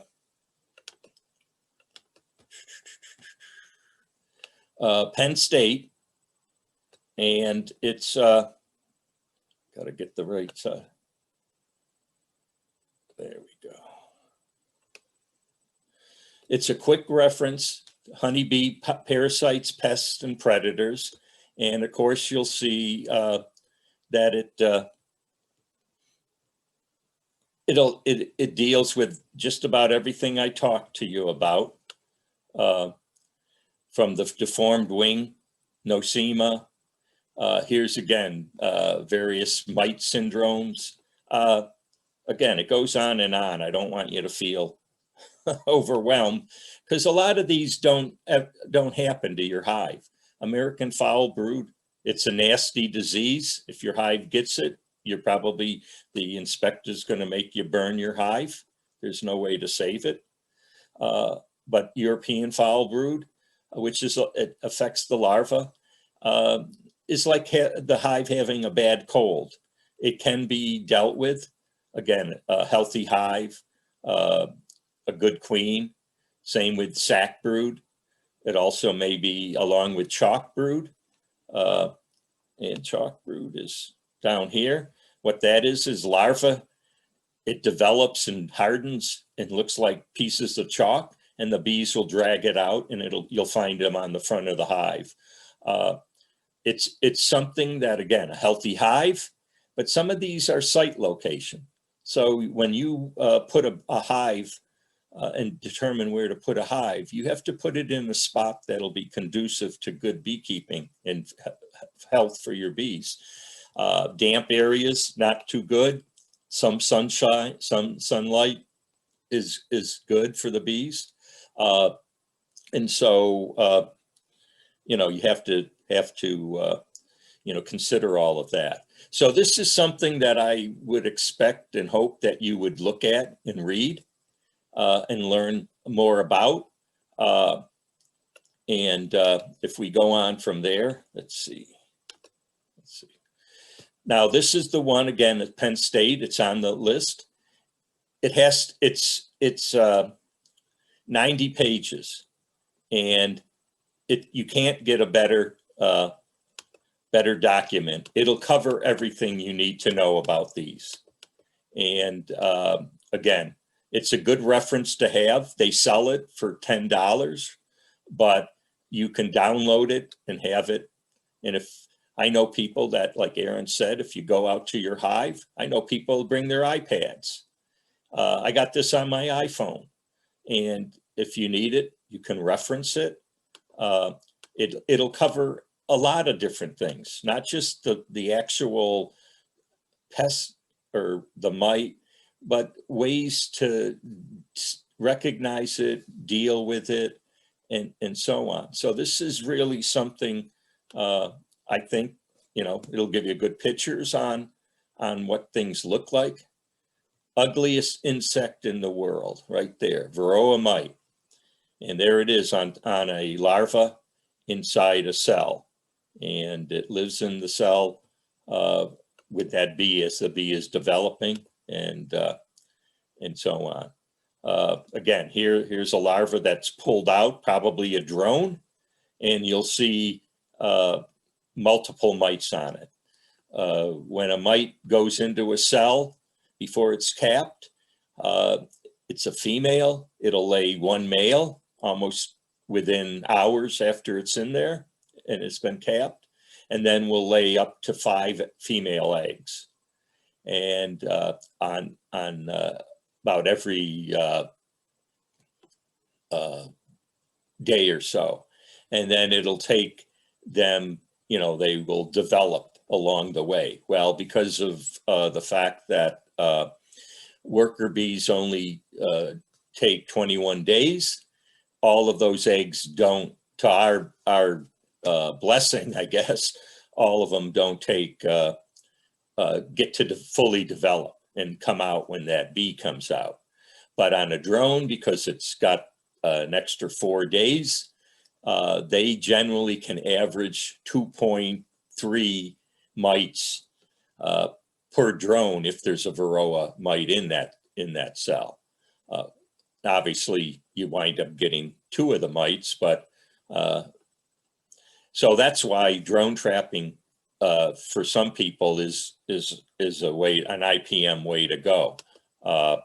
So there is this document, and again, it's something you have to go about and read. The last document here, well, this is just a couple page sheet from again Ontario Beekeepers, but it lists the various pests that you have to become aware of in some way. A lot of these you don't even know your hive will have them, other than deformed wing virus. But again, they're out there. They do have various symptoms that cause the bees on either how to look, how the bees behave, and you have to, you know, again, be able to recognize them. The American foul brood, if you can tell American foul brood when you open the hive, like people have said, you can tell you have a queenless hive because they'll be buzzing when you open it. Well, if you have American foul brood in your hive and you lift off the cover, you can smell it. And when that happens, you need to contact the state inspector for that inspector to come out and do, you know, an official test on it. And they're going to probably tell you, you have to burn your hive. It's a spore, bacterial spore, that can live in equipment for over 50 years. And that's why we sometimes say it's nice when you can come across free equipment. But if somebody calls you up and says, geez, we're cleaning out my grandfather's barn and we got 6 beehives in there, you want them, you better know whether those hives had American foul brood, that those bees died because of that. Because if you use them, you're likely to introduce that into the bees that you have. It may not be worth getting those free hives if you can't tell whether they're with or without foul brood. So this is a nice little chart again. Another thing about pests that I didn't mention, all of these, hornets, wasps, spiders, in the fall, wasps and hornets are notorious for trying to get into beehives, and they'll get in and try to get your, you know, the nectar, but they're also killing bees, and they're bringing those bees back to their nests where they're going to lay eggs for their overwintered, you know, wasps. So you'll have to deal with that. Sometimes I've known people that'll put the wasp traps out in their bee yard because they have so many of them. Sometimes you have to close your entrances down to a smaller size so your bees can defend and guard against the intrusion of wasps and hornets. Mice, big problem in the fall and in over the winter. They love warm spots, and a beehive is warm. So come September or so, they'll start looking to come indoors. And if you don't have a mouse guard on, you need to get one on, because when you get a mouse in that, they're going to build a nest. They're going to cut through and chew through the comb, and they're going to build a nest, and they defecate in the hive. But what they do is they make the bees anxious. And again, it's a stress on the bees. And then we talked about raccoons, skunks, and what do you call it already? So now I just have this, and let me see if I can get this thing going.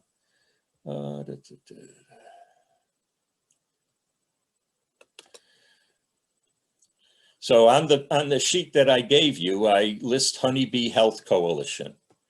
This is a site you need to go to.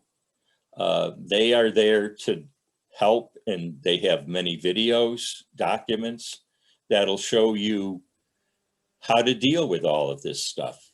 Tony, I'm not seeing it. Okay, let's see. What do I have to do again? I'm still seeing the page that had the raccoons, skunks, bears listed. Oh, okay. Let's see. What do I need to do? A new share? Maybe that's it. Yeah, okay.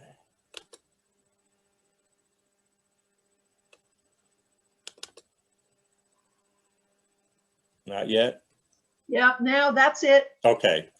So this is a site you have to go to, become familiar with. It'll show you how to sample for Varroa mites. 2 methods. And what they are talking about is some people, and you'll find that it used to be, again, back in the earlier days of beekeeping, you could treat for mites once in a season, and it usually was around September. And you had great success. Now they're talking about treating anywhere from 3 to 5 times in a bee season. And how you go about doing it and what you go about doing it, I'll show you in a minute. But so when you treat for mites, you need to know whether you need to treat for mites or not. It's not just a decision that, oh, I'm going to go and treat. Well, you don't want to introduce these chemicals into your hive if you don't have to. So by treating for mites, it'll tell you what percentage of mites you have in your hive, and you'll have to then determine what way am I going to deal with those mites, and whether it's going to be a non-treatment way, or I've been doing non-treatment methods and they're effective or they're not effective, or I have mites and I need to use a treatment method, and then determine what you have to do. Well, one way of sampling for mites involves using what they call an alcohol wash. And you take 300 bees off your brood frame, and you put them in a jar, and you pour in alcohol, which kills the bees, and you shake it, and the jar is designed to then have the mites fall through a mesh, and then you count them. Well, some people don't want to kill 300 bees. And the way they're talking about sampling for mites, you're doing that multiple times during a season. So the other method is to use a sugar shake, and where you use powdered sugar and in a jar, and you pour it in a jar, and you shake the bees around in that jar, and the sugar knocks the mites off of the bees, and then you can count them. Well, you have to have good conditions for that to work, because if it's humid, that powdered sugar is going to get clumpy, and it's never going to work the way it can. So these are things you have to know and decide what you're gonna do. And when you're treating for mites, you should be doing a pre-test and then a post-test on whether the treatment was effective and knocked your mite count down. So this Honeybee Health Coalition will give you all of that information and how to go about doing it. It's reliable information. Again, you can go to YouTube and put in alcohol wash, and you'll get, the fat bee man from, Arkansas, and he'll do something you don't know. And I know the fat bee man, and he's actually pretty good, but you need to know those sites again, and whether they're going to be reliable and give you good information. But the Honeybee Health Coalition is a national coalition, and everything they do is reliable, and you should use them as a source. Now, the next thing on the list that I gave you, and is this, can you see this? Yes, we can. Okay, this is a 2-page brochure. Again, you can download it. It's put out by, well, the Massachusetts State Beekeepers inspectors. Department of Agriculture. Yep. And the Mass Extension, UMass Extension, along with this Northeast IPM Center, they're located in Ithaca, Cornell, developed this integrated pest management for Varroa mites. And it gives you a summary of everything that you need to deal with, look at Varroa and to deal with Varroa. From an alcohol wash, the method to do, 10 steps on how to do it. And then on this side, it talks about non-chemical ways to deal with Varroa, from requeening, brood interruption. And again, mites are created when there's brood in the hive. So brood interruption means you stop the queen from laying for a period of time. There's no brood for those mites to get into to create more mites. And that helps you reduce your mite load in your hive. Drone trapping, we talked about it. It's taking a frame that has a majority of drone cells or brood. They sell a green one, it's Perco frame, that has the cell size for drones. And you put those into your hive. You let the hive develop drone. And there's certain times of the year where, you know, drone is being developed. You're talking about early spring to probably sometime in late September, where they need drones for pretty much mating of queens. So that's when more mites can be developed.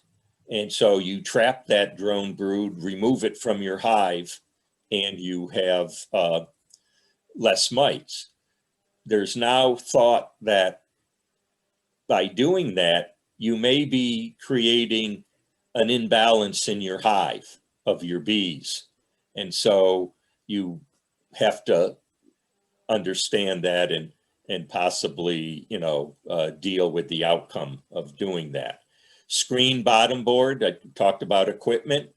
The screen bottom board was developed to allow mites to drop off bees and fall through and get them out of the hive. I mean, it's also there to allow for ventilation.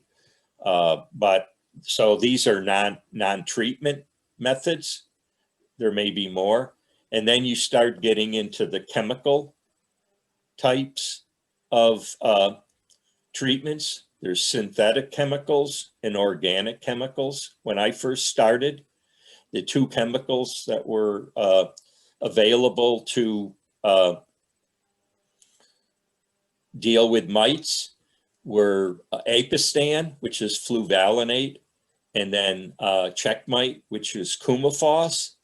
If you're a World War II and World War I historian, you'll realize that Coumaphos was used as part of nerve gas. So it's a nasty chemical. And thankfully, both of those chemicals are pretty much not used now because they are harsh and they leave residue in your hives. But they also, mites developed a resistance to using them. If you use them too often, and they were used often because that's what was only available, the mites developed a resistance and therefore they didn't work. They didn't kill the mite. So nowadays we have these chemicals instead, or they're not necessarily chemicals, synthetic chemicals. Some of them are more organic, but you have Apivar, you have Apigard, which is a thymol which is an oil, like an oil. Same with Apiolife var. These are not as harsh. You have Formic Pro. Formic acid is natural in hives. But again, it can be harsh in using at times if you don't follow the right, the law, the letter of the law and the instruction. Oxalic acid is another chemical, and HopGuard, it's another acid like formic and oxalic that's derived from hops. So, but the way the chart is kind of set up, it'll tell you the different types, how they're effective, whether they're a contact treatment or a fumigant treatment. Contact means the bees are going to walk through it and get it on them and spread it around the hive and onto the mites. A fumigant is something that it's going to go penetrate the air and it'll affect the mite that way. The season that you can use these treatments, it all depends on a number of things, temperature being one, the population in your hive. Some are better to use early on when your hive is growing and not necessarily producing a lot of bees, or decreasing going into winter. There's a temperature to some of these. So when you start to use these fumigants, you need to have outside temperatures that will, they can work in.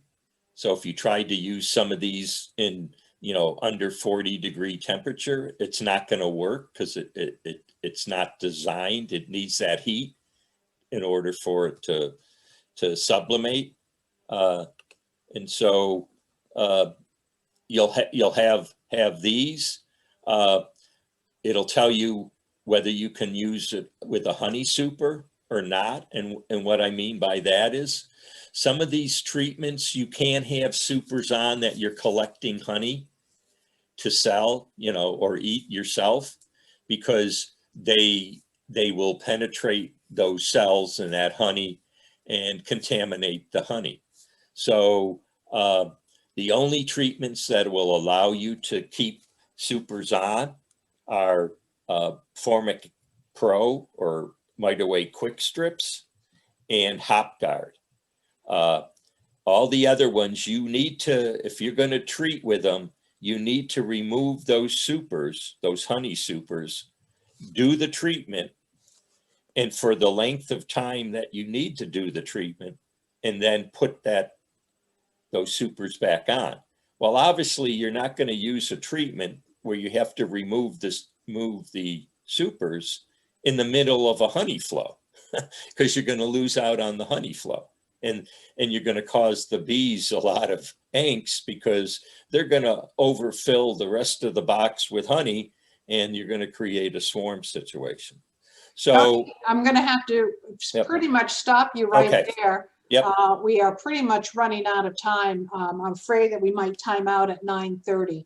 Okay, So, I just want to say that if you go to that sheet that I gave you and really download some of these things, I wanted to show I suggest that you watch the Jamie Ellis video. It's only 5 minutes long, but he gives a good summation of Varroa Mite.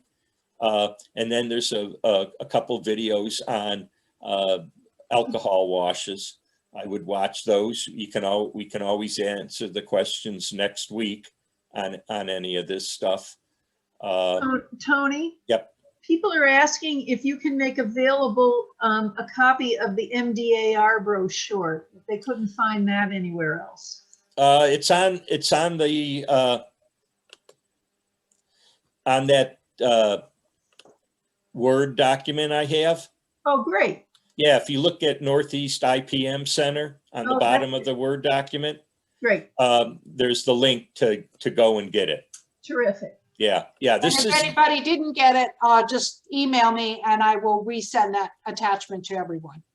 yeah, I mean, you know, again, talking about this stuff, you can go on forever with this stuff. And the big thing with dealing with some of the mites is to try to find help from another beekeeper when you can, but also don't be afraid to call your state apiary inspector. And they'll come out if if you think you have foul brood or some other issue with your hive, pesticide kill, whatever, then go and talk to them about it. But, I just didn't think we would really have a chance to get into showing how to do, some of this stuff. But I think there's good videos there. There are great videos. Cornell Dice Lab has good videos. University of Michigan, they all do this, the alcohol wash. Go to Randy Oliver's scientific beekeeping website. You'll find, a lot of good information. He's the state of the art on mites and stuff. So, okay. Thank you, Tony. Yep. And if anybody has any questions, you can email them to me and I can forward them to Tony and he can. Yeah, that'd be fine. Directly. I'm willing to answer any, and if need be, I'll even talk to you on the phone. I know the first time I heard the talk about Varroa Mites, it scared the heck out of me and it still scares me. So I really appreciate every time I hear anything new and it's just very helpful. Where do you get this article? What's that? Did we have a question? Where do you get this article? I You can get the document.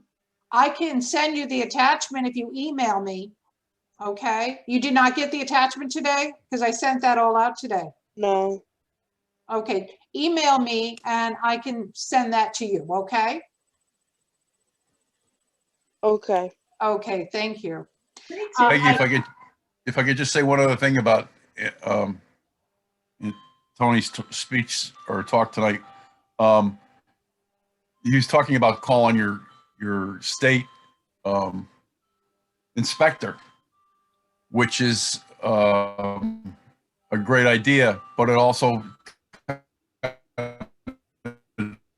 drives home the point that everybody should the state apiary. I mean, so the state inspector knows that you have a hive. They'll be a lot more willing to answer questions if you call them and they look and say, "Oh yeah, here's Joe Schmo on Main Street, and he's got 3 hives registered. I know who he is," other than somebody who's just like hasn't registered their hives yet. So it's important that for everybody's well-being, especially beekeepers in your area, that your hives are registered and with the state, and the inspector knows about them. So if there are instances of foul brood or something, other diseases come up, he'll be able to notify beekeepers around you of these issues. Thank you, Jim. And you were cutting up a little bit. So what Jim was saying, that it's very important to register your hives. And we will get into that in our next class next week at 6:30. I want to say thank you to everyone who came to our class tonight. And if you'd like to watch this, I am hoping to upload this to YouTube. We started a channel, Bennington County Beekeepers Club. All you have to do is search for that, and that should bring up this class. Definitely last class is up. If you have any questions, please email them to me. If you did not get the attachment, please email me. I will send you those attachments. Look at your resource list, read your books, come with questions, because next week we will really be fielding a lot of questions. So thank you very much for joining us tonight. Does anybody else have anything to add? Tony, I'd like to say thank you. Jim, thank you. Jean, Aaron, thank you for wonderful presentations.